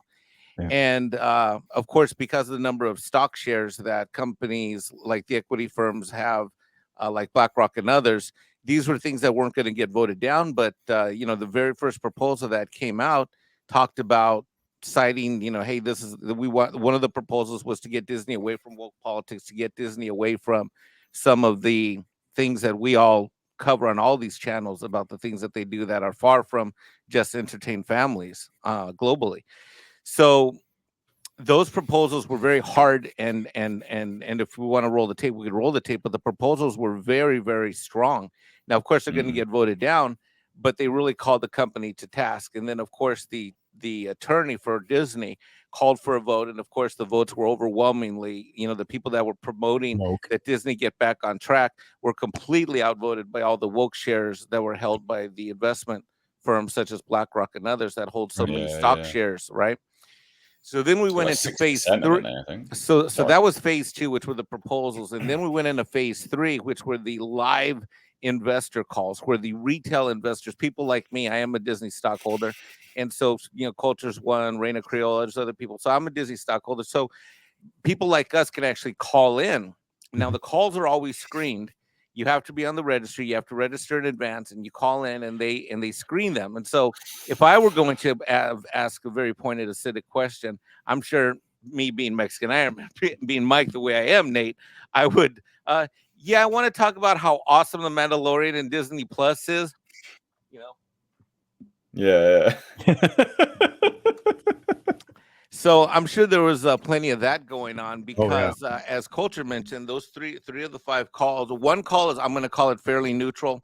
The final call was very pro Disney. The other ones were just off the rails. We wrecked them. I mean, just wrecked them. And you could tell that Bob Iger's demeanor went from the very beginning, where it was in alignment with the opening video, controlled, intelligent, political, executive, to starting to get defensive, then flustered, then almost antagonistically defensive and irritated, leading to the end of the final call, which was favorable. Thank you, Bob, for blah blah blah. Then he says he's in the way the way he led into that at the end was, before we wrap this call up, let's go ahead and you could just hear in his voice that he was probably looking around the room, and it ended abruptly. It just completely ended abruptly. So it's like his aides on hand were like, no. I can't remember, Mike, and correct me if I'm wrong. I can't remember the last shareholders meeting or the annual meeting being less than like an hour and a half to 2 hours. This was an hour and 1 minute and change. Yeah. Never seen that before. Yep. Yeah. And in the proposals from the shareholders like Mike and I, they were pissed that these were being read out the way they were. Because it really did call Disney on the carpet. I put in the timestamp for the one that I think Mike was referencing earlier that really just set Iger's teeth on edge. He is not in a comfortable position, and I really feel like Nelson Peltz now has more people that will side with him after that call than ever before. I don't know. What do you think? I mean, if you want to play a snip, we have the clip. It's in the private chat, and it's time stamped. If you just want to get, like I said, that's totally up to Nate because I don't know what kind of time we got here. But yeah, that's true. We got over time. It's more so. I can't get the sound. That's the issue. So, I've got it here if you want it. Yeah, if you can. Yeah, I got it shared down below here. I always have problems with the sound, don't I? So okay. We've got Nick dropping in here as well. Iger for taking on this challenge that you agreed to in November and your work thus far and in the future. My question is, in the second quarter of last year, the company spent $1 billion to essentially buy back licensed content to stream exclusively on our properties. To return, you've emphasized a focus on producing content for the DTC platforms, mainly from the core 4, as I like to call them, and potentially licensing undifferentiated content from other owned studios and IP, or possibly producing new content for others out of these creative outlets. Could you share what kind? Okay, just to translate that real quick for people who might not be knowing what they're talking about, he's talking about them buying back like the Deadpool series from Netflix, for instance, and making everything exclusive to Disney while not producing anything anymore for any other streamers or licensing out any of their products anymore, and how that's affected their bottom line. Right, Mike? Yep. Okay, so just so those who may not understand what he just said there with all those letters. Like, yeah. Content required the $1 billion last year, and whether we can expect any future revenue derived from producing content for others, and if so, when we might hear about this. And on a lighter note, if you could somehow swing getting the Marvel theme park rights east of the Mississippi back from Comcast during the Hulu negotiations, that would be great. Thanks. Thank you very much, Carmine. I like the second part of your question. We certainly would love to be able to do more with Marvel in our parks, but I'll leave it at that. Regarding your first question, the primary shift that occurred in terms of licensing content to third parties came when we determined that this is the neutral question, by the way. Oh, is it? I thought it was the no. The acidic one comes next. Streaming. Okay. We have sorry about that. From Florida. That's what I thought. Please go ahead. I was going with the time stop. Yes. Here.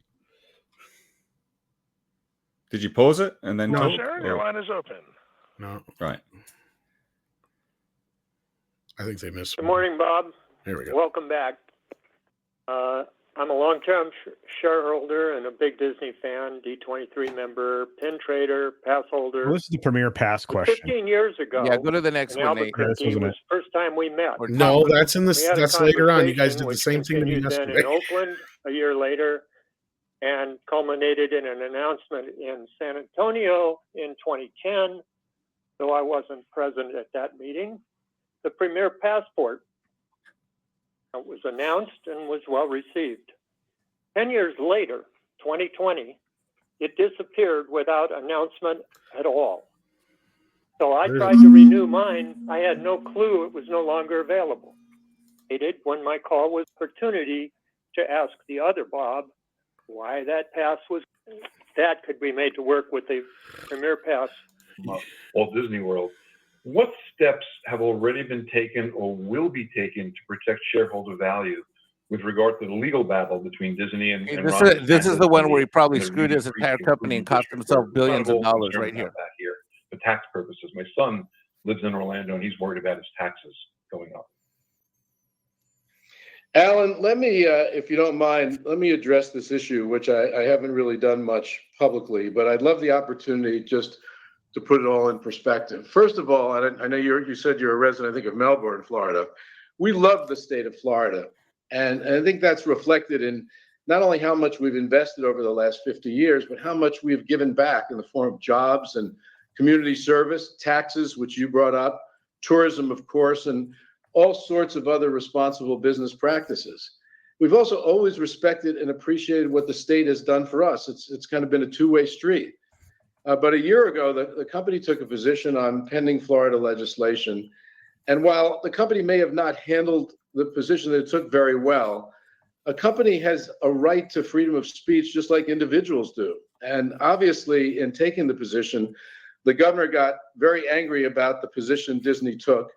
And it seems like he's decided to retaliate against us, including the naming of a new board to oversee the property and the business. In effect, to seek to punish a company for its exercise of a constitutional right. And that just seems really wrong to me, against any company or individual, but particularly against a company that means so much to the state that you live in. And to put that in perspective, we have over 75,000 employees, which I noted in my opening. Countless thousands of indirect jobs have been created. About 50 million visitors will go through our gates this year alone, about 8 million of them from outside the US. And we are the largest taxpayer in the state. And you may find this interesting as it relates to future taxes, but we're currently planning now to invest over $17 billion in Walt Disney World over the next 10 years. And those investments, we estimate, will create 13,000 new Disney jobs and thousands of other indirect jobs. And they'll also attract more people to the state and generate more taxes. And so our point on this is that any action. Oh, they cut me off. What happened? Well, that's okay. That was enough of a flavor in that, because basically what he did there is he did two things. One is that he ramped up the fight with the governor of Florida pretty deliberately. And number two is that by saying that they have a right to constitutional U.S. free speech, he basically said that the way that they were trying to run this tax district was like a subunit of the corporation, and that's not supposed to be that way. There's supposed to be separation and no conflict of interest, Nate. Like, it's just like as if, just imagine if you yourself, somewhere in London wanted to say, hey, this park is my park. But no, it's a park for everyone. It's a park for it's a governmental entity. But somehow you said, no, I'm going to put my card there and I'm going to park it there and it's going to become my showroom.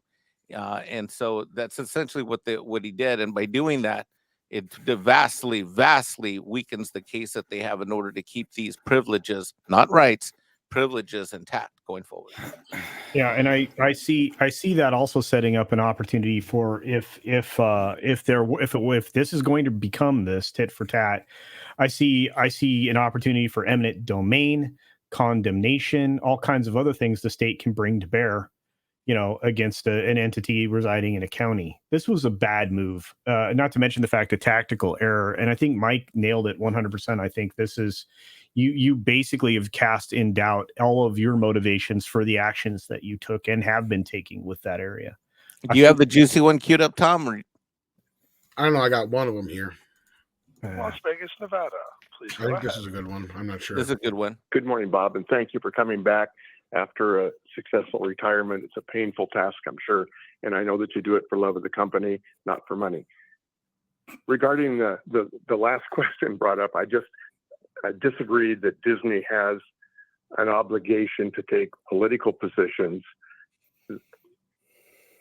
that are detrimental to the overall company. It's just pointless.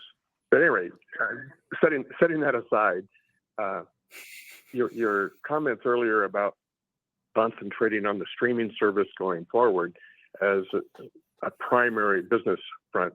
And I just did some quick calculations that if there are 100 million households in America and we get 100% of them at $7 a month times 12 months, that's $8 billion a year, less than 10% of the revenue of the Walt Disney Corporation. In other words, it's a capped amount. It's like the number of heads of hair a barber can cut is finite. There's not more hours in a day. So I'm questioning the comments you also made about, and since you brought up their name, I'll bring it up too, Netflix, which has produced volumes of second-tier content. And I can only say that my own watch list has 400 or 4,000 things I'm going to watch later, but I never seem to get to it. Having gone through the video store business in the 1980s and seeing how the video store business was destroyed not by Netflix, but rather by oversupply of content to the consumers, overwhelming their ability to make choices. And so I would just ask you to reevaluate that, because it's not playing the infinite game, it's playing a finite game. There's only a finite number of households that can pay $7 a month for Disney Plus. So anyway, my comment is it wise for the company to take political positions that to satisfy a very small portion of the people when our primary mission is entertainment, not education? Okay, well, Raymond, first of all, I respect your position on this and appreciate your question. And I would like to address that. Look, first of all, as the CEO of the company, I think my job is to strive to do what I think is best for our business, and that includes doing what's best for our cast members or our employees, and what will enable both to flourish. I don't think we should or can weigh in on every issue. And I also understand there are going to be gray areas. There are going to be times when we decide to weigh in on an issue that we believe is worthy of debate because of its relevance and importance to our business or to our employees. And there are times when I actually believe we shouldn't. But I strongly feel that we alone have to determine whether, when, or how to weigh in on an issue, whether it's private or public. Of course, with the standard that when we take a position on those matters, there's a true reason why we have. And in almost all cases, it has to be because it directly affects our business or our people. And I think if you look back over decades, corporate America has expressed themselves on numerous issues of both right and wrong. And our country, I think, is better off for that. And this was evident during the civil rights era, as I recall as a child, when a lot of companies weighed in on injustices that they saw in America. It was certainly true during World War II, when those that stood in silence, in some ways, carry the stain of indifference. So as long as I'm in the job, I'm going to continue to be guided by a sense of decency and respect and trust instincts. There's nothing decent about teaching inappropriate things, they're not saying it's not the whole thing. They weaponize the bill against everyone anyway because they're like, don't say gay. No, it's don't say anything. Don't say anything sexually inappropriate to an age that's inappropriate. Nate, how is that fucking Jesus? Bob Iger's basically the Winston Churchill of woke. Of course he is. Well, yeah. Oh my God. And Ron DeSantis is basically Hitler at this point. Fucking what a dickhead. It's such nonsense. It's always in the best interest of our company and cast. What, to teach 5-year-olds about sucking dick? Piss off, mate. How on earth can you even say that? Because that's what it was. Oh my God. If you like that, you're going to love 5427. Cue it, Tom. Yeah, it gets better. I'd like to address what I view as the elephant in the room.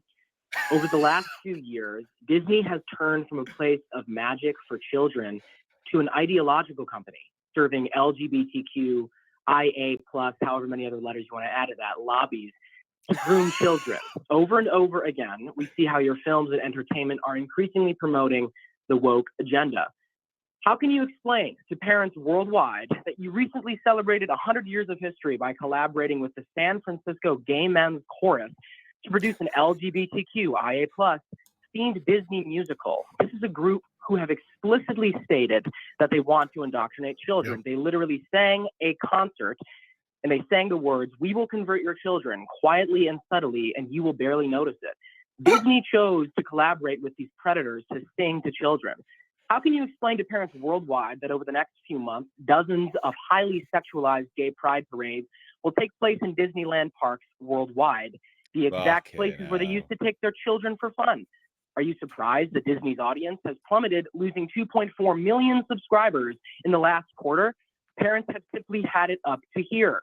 No wonder you were laying off 7,000 employees from today, in addition to the other thousands last year. No wonder Disney's stock value dropped more than 30% over 1 year. As a Disney shareholder, I have a simple question. Would it not be beneficial for the company to ditch the LGBTQ, IA+, and gender ideology for good? If you are really interested in refloating Disney, please turn Disney back to the apolitical fun place that it used to be. And I bet that you'll win back both the trust of families and the stock market. Thank you. Amen. I like that. Thank you very much for your question. I know you were talking about more than just content. You were talking about experiences that we provide to people, which we actually pride ourselves on being accessible to all people. But let me put some perspective, if you don't mind, create some perspective here too. You know that our company is celebrating its 100th year this year. And we've been telling stories for 100 years that are aimed at entertaining and inspiring families from all over the world. And we're extremely proud of the positive impact we've had on billions of people over that 100-year period of time. And for generations, the stories that we've told have touched people's hearts because they've been infused with right values. They've celebrated heroes and emphasized the value of family and friendship. They've instilled a steady faith in the belief that good triumphs over evil, that tomorrow is always brighter than today. And I think those stories have had an amazingly positive impact on the world, a world that always loves and needs great stories and heavens, great entertainment, particularly in today's world. Deflect. We've recently gotten criticism, as you just expressed, for what some perceive to be agenda-driven content. And I'm sensitive to that, actually. Our primary mission needs to be to entertain, and then through our entertainment to continue to have a positive impact on the world. And I'm very serious about that. It should not be agenda-driven. It should be entertainment-driven. That should be the goal in all of our stories. And while I know we're just never going to please everyone all the time, we should be sensitive to the fact that parents have different levels of comfort with the content that is delivered to their children. I want parents to be able to trust the content that we're creating for their children, and we're committed to delivering age-appropriate content for family audiences while also telling stories that reflect the world around us and that foster a greater understanding, greater perspective, greater acceptance of all people. And it's just my hope that Disney continues to be a source of hope and optimism for the world. And we're honored to actually carry forth Walt's legacy of inspiring joy and wonder for everyone. Thank you very much. Okay. That's a whole lot of. Thank you. And our next question. Hold the fuck up there, Bob. Didn't address anything. Didn't address the 30%. Not only that, decline. he kind of. It sounded like to me he supported the idea of supporting this group. Yeah, because I've seen these videos. This guy is not kidding. Unbelievable. Sorry for the language, folks, but yeah. I don't know how anybody can give Disney money. Yeah. Like I don't give them anything. Like I don't subscribe to Disney Plus, even though I have my ways of still watching the content for the channel. But I will never go to their parks. I'll never buy their merchandise. I can't do it. Yeah, I'm not on Disney Plus. I have access to a friend's basically.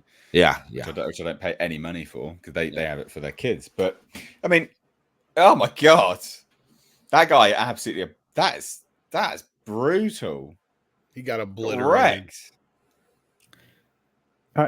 Look, I mean, in the shareholder proposal that they were voting on addressed a lot of this stuff that we didn't actually listen to, and it would take a few minutes to listen to. But Mexican Iron Man was wonderful to listen to yesterday when he lost his marbles, and also when he lost his marbles on Loki's show this morning. I much enjoyed that. He is one of the best YouTubers I know. So you're muted, Mike. I want to show Nate that I'm actually Mexican because I have a sombrero. So. So I got to run to a Zoom call, Nate. I'm sorry I can't stay longer, but you guys have fun. You guys have fun discussing it. Hopefully you're able to see that it started up. I mean, if you watch that first video, it started off great and it just went off the rails. So thanks for having me, and I got to run a Zoom call. Thank you. Hi, Mikey. See you, Mike. Love you, Mike. Dude. So love you guys all. Thanks. See you, buddy. There's Valiant. As Mike goes, we got Valiant dropping in. Do you want to chime in on this? Man, we did some chime in yesterday live when this was going on, and obviously we kind of couldn't contain ourselves, but we do warn people it's a reaction show. That's what you get. But yeah, everything y'all said, I was listening in the car ride home. I just walked in the door. Y'all are right, and that's Nate. There's the same reactions I had when we heard it. Bob Iger indeed compared the civil rights movement of the 1960s here in the U.S. and World War II storming the beaches of Normandy, I guess, to drag queens shaking their junk in your kids' faces at a family-friendly show. That's where we are. That is. I mean, this is the hill that we choose to die on, I guess, at Disney now. And yeah, the whole issue with Reedy Creek. The simple answer people have been asking me all day. Well, what was Bob Iger supposed to say? This is very simple. Well, as you know, the Reedy Creek Improvement District is an independent special district that was formed by this Florida State Legislature in 1967. The Walt Disney Company operates its facilities inside that district. We have nothing to do with it as an independent district, but I'm sure they will comply with all the Florida State regulations that are thrust upon them. And you stop. But he went into... We were trying to make free speech, and they came at us. He said us. He conflated the word. Ron DeSantis came at the company with RCID, basically pulling the veil back and admitting what everybody knew, that there was no independence to RCID. It's been Disney all along, which is a violation of the spirit of the law that created them. So... what a shit show. It was a mess. It was a total mess. How did that guy's question even get in there? What happened to the QC people that are supposed to be checking? Well, this Mikey kind of told that just before you got in here, Nick. Actually, he addressed that. He goes, the easiest way to do that is kiss their ass up front, and then you lead yourself into another another question. And a lot of these guys did that. If you didn't notice, they led in with something ass kissing. Great to have you back, Bob. Praising him, and then would bring up something that was kind of an actual question, but within that question, bury the "why did you get into the politics" bullshit. Right. I even said yesterday on the show, I said, I promise you, at least one of those callers was was handed some data. I mean, actual stockholder, but probably handed some talking points by somebody from DeSantis's office. I you know what? I jumped on that same bandwagon, but this is almost like what I predicted on Sunday Night Show. I'm like, somebody's going to get in there. They're going to say something uncomfortable, and Iger's not going to be able to somebodies. Well, we've been waiting for this for the last couple of years, and we know they've been really good at screening the calls. It was just a matter of time, and I think between Peltz stirring enough people up, the fact that their stock has dropped so hardcore, they haven't had a hit in years, regardless of how well you think that the Thor: Love and Thunder and or Doctor Strange did last year. Doctor Strange was the only one that kind of made money. Thor: Love and Thunder made less money than Thor: Ragnarok and cost almost twice as much as Thor: Ragnarok at the end of the day. Ragnarok was $175 and that was $250. And that's $250, exactly, almost twice as much. What was he talking about on with the Marvel stuff and doing stuff in their parks? Are they not licensed to be able to do Marvel stuff? There's this weird licensing deal. How does it go, Culture? Do you know it? Or do you everything east of the Mississippi, anything that they haven't used in their parks is controlled by Universal. The rights deal that Universal put together originally for having Marvel in their parks is protected until Universal decides not to relicense the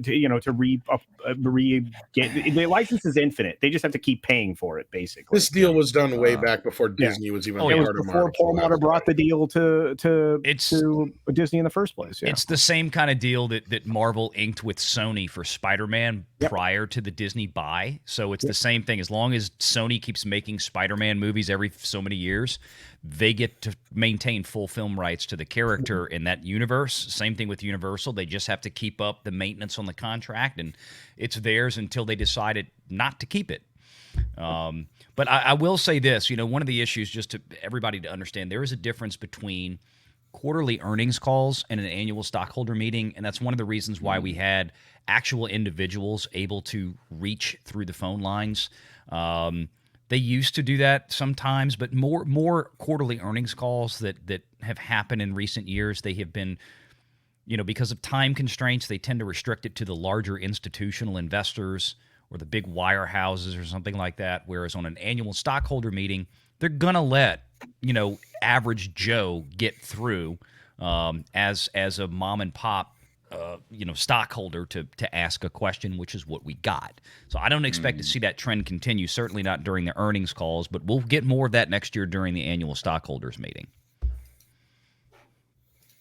How do you get to be one of these people to ask a question? I want to be on there. You got to own stock. You have to be registered with the transfer agent that oversees, the ownerships or the ownership roster of all Disney outstanding shares. And then you have to just call in and get in the queue and get lucky. Yeah. So that's what I'm saying. The fact that like 2 or 3 of these people actually made it onto the call tells me the percentage rate is much higher. That's what I was getting at earlier. There was a lot of people with those questions ready to go in the queue trying to get in. Somebody was going to bang those out. And Valiant, how about this?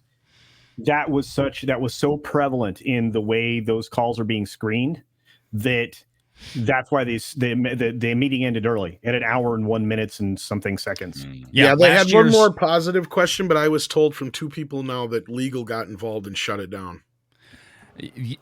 Last year, I think the last 2 years, matter of fact, I went back and checked, and I'd looked before the earnings call because we were trying to plan out the live show timing.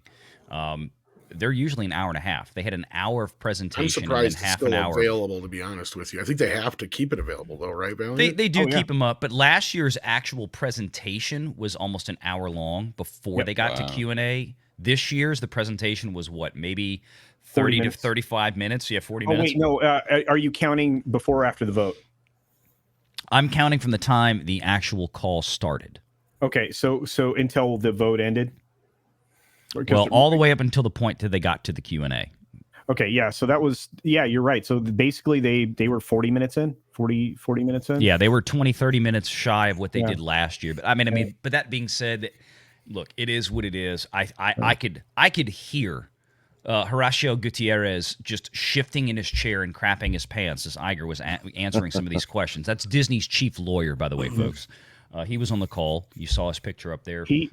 He was very unhappy with the question. He knew what the question was going to be from the first proponent, right? The guy that asked the question specifically about. Well, the actual proposals, they know going in exactly what the proposals are. They don't necessarily know what the proponent of that initiative, of that measure, is going to say, but they know what the gist of the, they're prepared for that. And that's why Gutierrez is running that part of the call as Disney's top lawyer and executive in that case. And he's just saying, okay, thank you very much. The board recommends a vote against this measure or for this measure, and that's it. They move on to the next one. And by that point, those votes are already in. They're already tallied. It's like the Oscars. You're watching the Oscars, right? The votes are already in. They're already done. They're already cast. All right, but they're still going to give you the slate of nominees at that point. Doesn't matter. They already know who won. So you're on that call finding out what's passing and what's failing. And it's pretty obvious from the get-go. I mean, even one of the the left-leaning groups that wanted Disney to be more transparent with some donations and things like this, they throw that up every year for the last 3, 4, 5 years, as far as I can remember. Every year they propose the same measure. Every year it gets shot to pieces. So, what an epic shit show! It was. I liked when he was talking about how they were going to be doing all this stuff that was going to bring all these jobs to Florida, like 13,000 new jobs or something. I'm like, where are these coming from? If you got all this stuff, new jobs, people. And now you're laying off 7,000 right now. Said that yesterday. Is like, wait, you just made an announcement a few weeks ago that you're cutting $5.5 billion in capex at Disney, and now on this call to bail yourself out, you're saying that you're going to spend $17 billion in the next 10 years. I'm like, wait. One doesn't match the other, bro. When he said that, I was like, "That's horseshit." He's straight up lying right there. Yeah. Oh, fucking Jesus! And the whole nonsense of a company. We got freedom of speech. No, you don't. You're a company. And the thing is, as a company that's publicly traded, you shouldn't take a stand one way or another. On either side. Just do your content that is what that guy was saying, apolitical. You're not taking a side or an agenda, the thing is that he sat there going, well, we need to do what's best for our castmates and our employees. No, you don't. No. You actually don't. Fuck them. Right. You need to do what's best actually for the people that are paying. Pay the customers and the shareholders. Jesus Christ. Here in the U.S., I mean, and to an extent, though, Nate, he is right. I mean, even in the U.S., a corporation is considered a private entity. It does have a right to express itself, even at the corporate level, without fear of reprisal, from the government. However, and this is the part that bugged me, and I want to make this clear to everybody out there watching, there's no right to have your own special taxing district. No, this is the thing. That's a privilege. This is what I said in my video, because he's like, well, he's anti-business and anti-Florida. Fuck off, Bob. What about all the other businesses in Florida? They don't have the same privileges you've got, you bellend. They get by pretty fine. They're not bitching to Ron DeSantis saying, where's our special privileges, you anti-Floridian, anti-business motherfucker? They're just get on with it, mate. Well, there's 1,700 other special taxing districts in the state of Florida. None of them had what Reedy Creek had for the last 60 years. And even Universal had gone to the state many times over the years. Hey, can we get the Disney deal? We're right next door. No. Because that Disney deal was so bad for the state, and they knew it, but nobody had the political willpower to unwind it in the legislature for decades on end until DeSantis, because he actually does stuff. And this is what I said in my video today. I was like, this is not, regardless of whether you like him or you dislike him, Bob Iger should not have done this, because of all the people you're going to piss off, you're pissing off the one man that will absolutely categorically actually do something now on the back end of this. Mm-hmm. Like, he does have the political willpower. He does have the stones and the conviction to go, well, fuck off then. No, we're not doing this. No, see ya. Like, he's more than happy to. He's proven himself. He's not one of these. He's not like a sock puppet politician that just placates through everyone and then does nothing. He actually does stuff. When he says he's going to do it, he does actually do it. He goes through with it. So it's a real bad move from Bob. I mean, I can't wait to see what happens, just from an outside perspective. Like, just to see what happens on the back end of it. Because that's not the fight he should have picked at all. No, not especially after the most recent re-election round that they had in Florida within the last 2 years. I mean, DeSantis had a landslide re-election victory. Yeah. And the legislature in that state is 75% in one direction, and it ain't the one Disney wants. No, he's anti-Florida, mate. Come on. Those Floridians were forced into it. Do you see, Valiant, do you see the DeSantis or the Florida government going after him or starting an investigation after this? They already have. Oh, have they? Okay. They already have. It was yeah, I reported that on the 6 Minute Daily. I'm like, it happened yesterday afternoon. I mean, DeSantis had already contacted an inspector general's office in the state of Florida to launch an independent investigation into what Disney did. Here's the thing. It's not going to withstand the scrutiny of law at the end of the day. No. And what that means is that if you think for a moment that some little podunk special taxing district that was created by the grace and privilege of the Florida state legislature can somehow magically just override it like it's God, you're out of your mind. It doesn't work that way. And if this thing actually goes into the Florida court system, which it may well wind up that way, I mean, they're not going to allow this to stand, because in that case, you're setting a precedent for 1,700 other special taxing districts to just go, oh, we can do whatever we want and turn this over to a private homeowners association and then make our own rules, and the legislature has no say. Do you actually think that the Florida courts are going to let that one stand? You're out of your mind. And Legal Mindset has been on the show. I mean, I'm reciting what he's saying. He's the expert in Florida law. He spent a decade in the state of Florida setting up special taxing districts. He has sat across the litigation table from Reedy Creek and Disney. And he even told me one time, he's like, when we would litigate, we would get emails from Reedy Creek, and they had CC'd the executive level of Disney corporate in Burbank on the emails. It's like they didn't even care at that point that people knew that it was really Disney running that show, because nobody was going to do anything. That's the level of hubris and arrogance that they had at that point. It all comes tumbling down. Yeah. And it's doing it now. We're watching the pyramid fall. I couldn't believe the stuff Iger said yesterday. I'm like, you just signed. That was the most ridiculous thing that you just said ever. That is a tactical error that I don't know how you come back from. I don't know how you make peace with DeSantis now. You don't. I mean, and he's going to need to do that somehow. Well, he's not looking to. That's the thing, right? He's not looking to do that. Not going to be able to fix elections in the state of Florida, but yeah. We do have some super chats that sort of came in. So Mr. L said, right to freedom of speech unless your name is Gina Carano. This is the thing, again, it's the same argument, right? You do have freedom of speech, and so they do as well, but not freedom from consequence, right? Like, you open your mouth, people can then go, oh, well, let me take a good look at what you've just said. Let me see if that, sort of casts a bad light over you in some way, shape, or form. But from his perspective, he's like, oh yeah, we got freedom of speech. We can just do whatever we want, say whatever we want. So like a massive raging hypocrite, a huge raging hypocrite. We know they are anyway. As all, I can't believe some of that stuff. Marcos A for $4.99. This is being really slow. Says, watching Disney destroy itself is the only show produced by them in years worth watching. Honestly, mate, yeah, you're right. Very fun, and not a penny goes to them. F. Iger. Honestly, you are not wrong. Yeah, Mark. You're absolutely not wrong. It is just an epic shit show. Israel R for $10 says, thank you so much for sharing this information about Disney and content overall. It's so disturbing what has become of Disney. The magic has truly died. Yeah, I mean, that's the thing, right?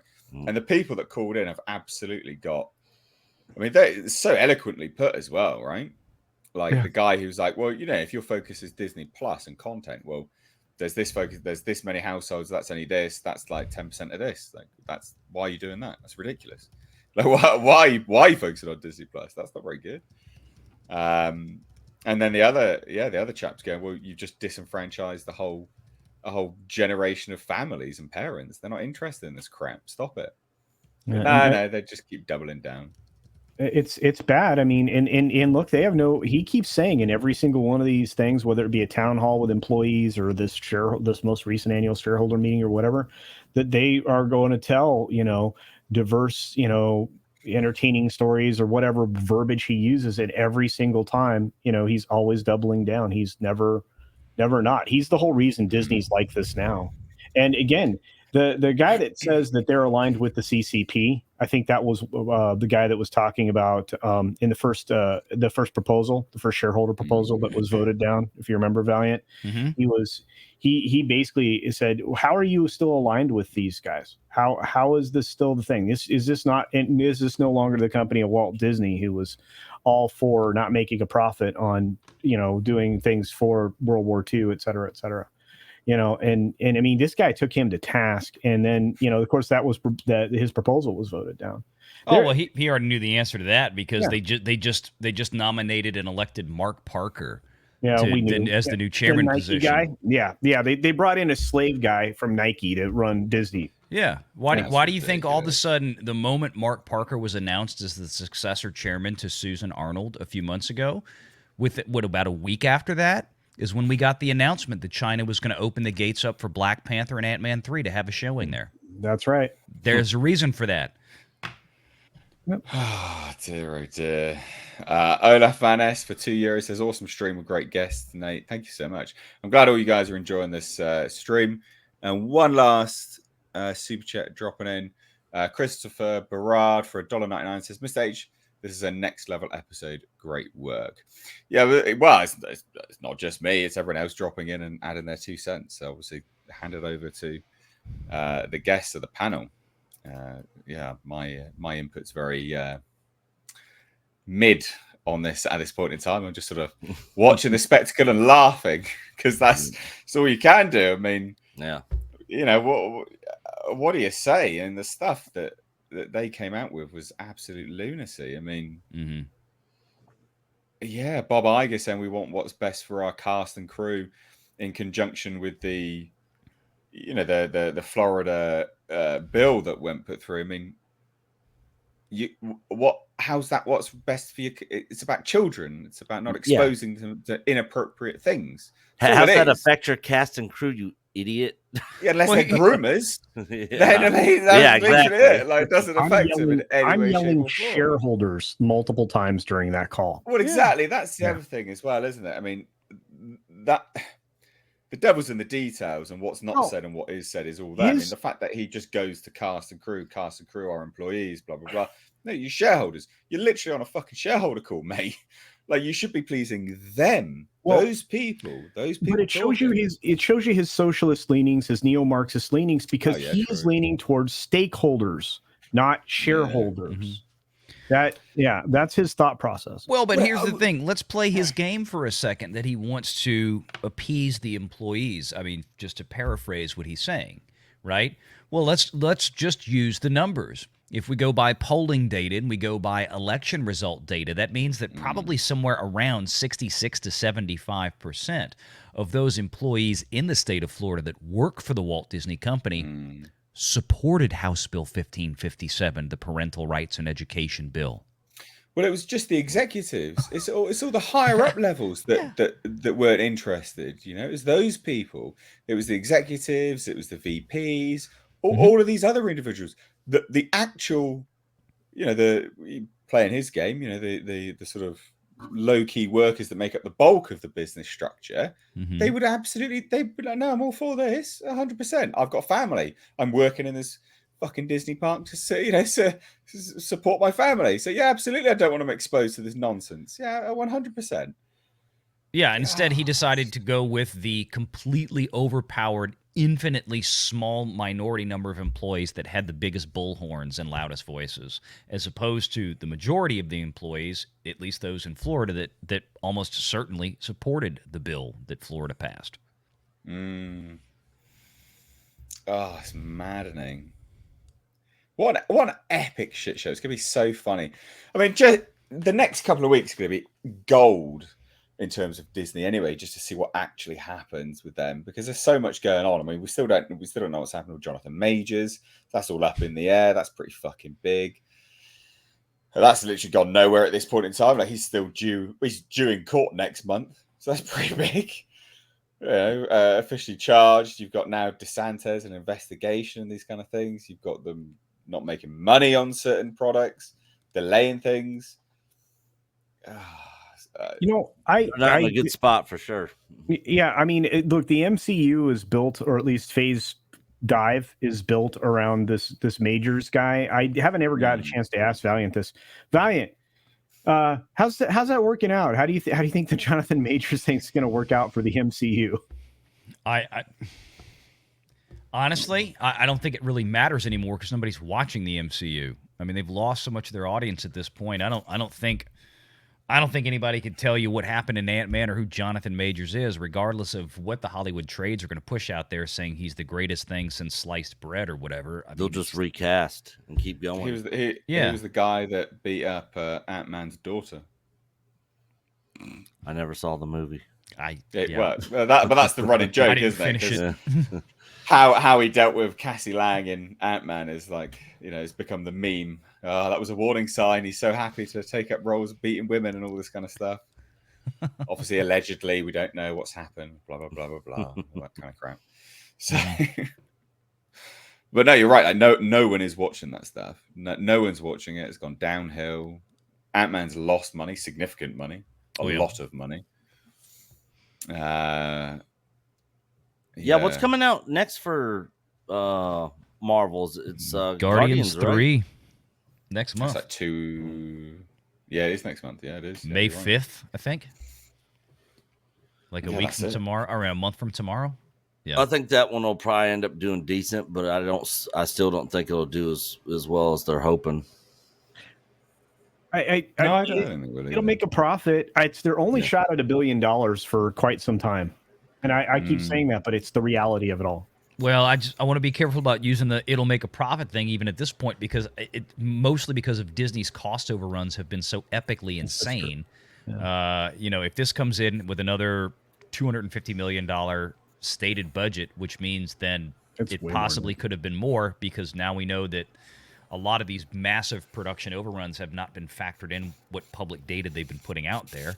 And any profit on this is probably just going to cover losses on other shit that they've lost. Well, that's just it. I mean, phases 4 and 5 collectively at this point are in the hole. Throwing Spider-Man out for a second because Sony got to keep 75% of that. But yeah, I mean, it's a mess. It's a total mess. So they're not selling merch. And that's the big thing, right? That's the big money machine. Mario's selling a whole lot of merch right now. We know that. So I don't know. I mean, I want it to be a good movie, Guardians 3. I hope it is, just for the cast's sake. I mean, everybody's loved the Guardians films. But I think there's such a souring and a disconnect at this point. They've lost so much audience. How many of the normies are even going to realize, there's another Guardians movie coming out? Because the last couple ones, I mean, that was at the peak of Marvel's popularity. Every 3 to 4 months, you had a movie coming out, and people were just, in cruise control. They were in automatic mode. Go to the MCU film. Go to the MCU film. That's done. That audience is gone. So, I mean, there's going to be a lot of excitement about Guardians 3 for those who are going to see it. I just don't know how many of those people are out there at this point, considering the wasteland that Phase 4 was, and now the beginning of Phase 5 was a complete bomb. It's a start, at least. Only Marvel movie I've seen since Endgame has been Spider-Man: No Way Home. In the theater. That's the only one I went to the theaters to see.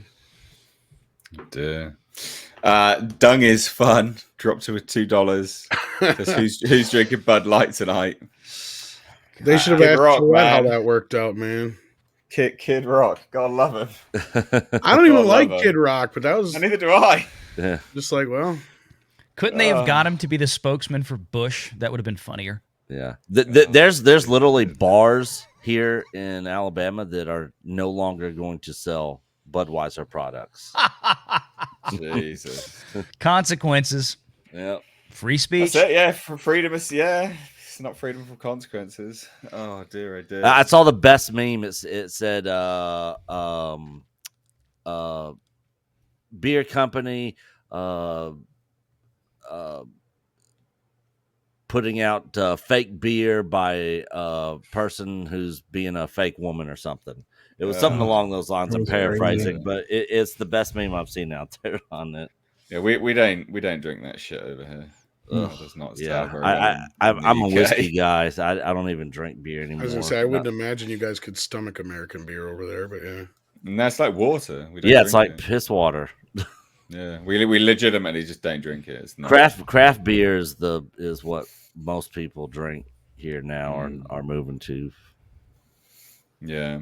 That being said, ladies and gents, it is 11:30, so it's almost midnight for me. So we are actually going to have to round out this stream, I'm afraid. I would much prefer to keep this going, and ordinarily I would, if I wasn't incredibly depleted on calories and deep in a big old diet for a contest. So unfortunately, unless you want to see me literally pass out here whilst on a stream, we're going to have to round it out.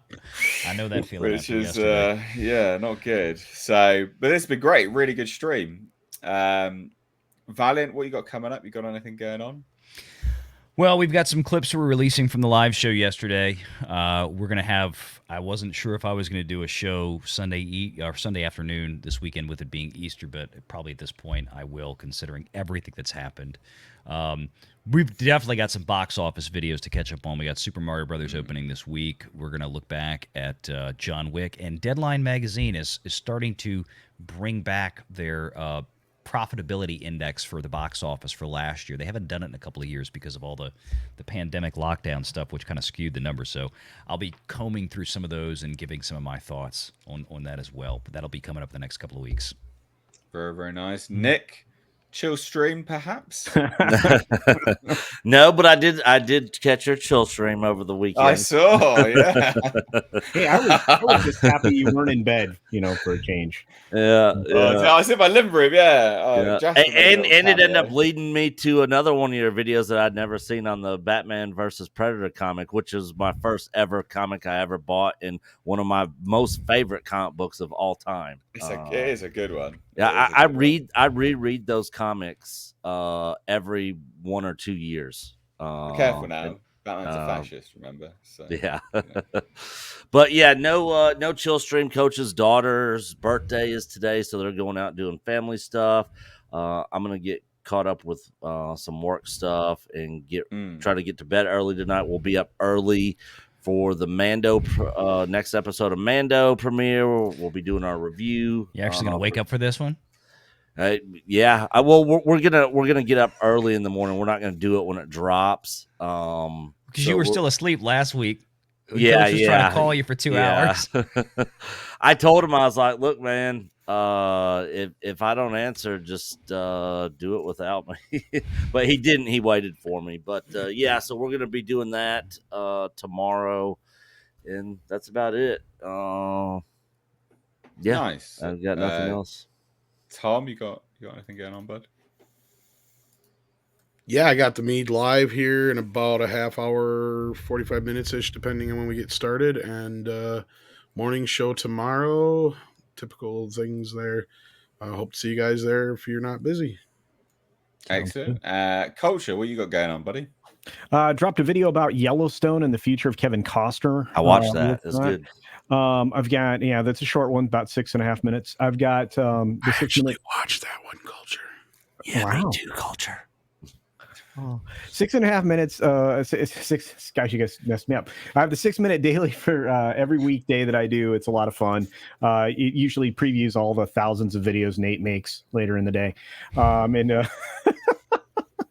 But no, rag on my video output. All right, come on. It's a good time. It's a good time, and usually we usually pick on him, but you guys actually could compete, I think. Yeah. 12 minutes of 6-minute daily you get on the weekdays, and sometimes I'm hanging out with all these knuckleheads in other places. I just want to say thanks to all of you, because without you we wouldn't be here, and I do appreciate the time that Nate allows me to spend with all of you. So thanks for that, Nate. No. Welcome. Thanks, It's always good to have you guys here. Good to be joining the panel, guys. As well, if you want to, actually need to chuck your channel in the description box as well, VR. But everyone's channel's in the description box. Please do check them out if you've enjoyed any of their contributions, and subscribe to their channels. Don't just blanket subscribe; it hurts the channel. If you like what they've said, you like the theme of their jam, whatever. I'm so cut of their jib. The cut of their jib. That's the one. Yeah. All that wank. Check them out. What have I got going on? Well, obviously tomorrow we've got Mandalorian. I've got to watch Mario. Friday is the Pope's Exorcist as well. So tomorrow's busy. Friday's busy. We've also got the stream on Thursday. So this again, 2 hours earlier. Sunday we got a nice chill stream as well. Nice. Yeah. I'm down with it. So it's pretty busy, ladies and gents. Lots happening on the channel. But from me and everyone else, thank you so much. I hope you have a great evening, a great day. Take care. Bye, guys. Take care.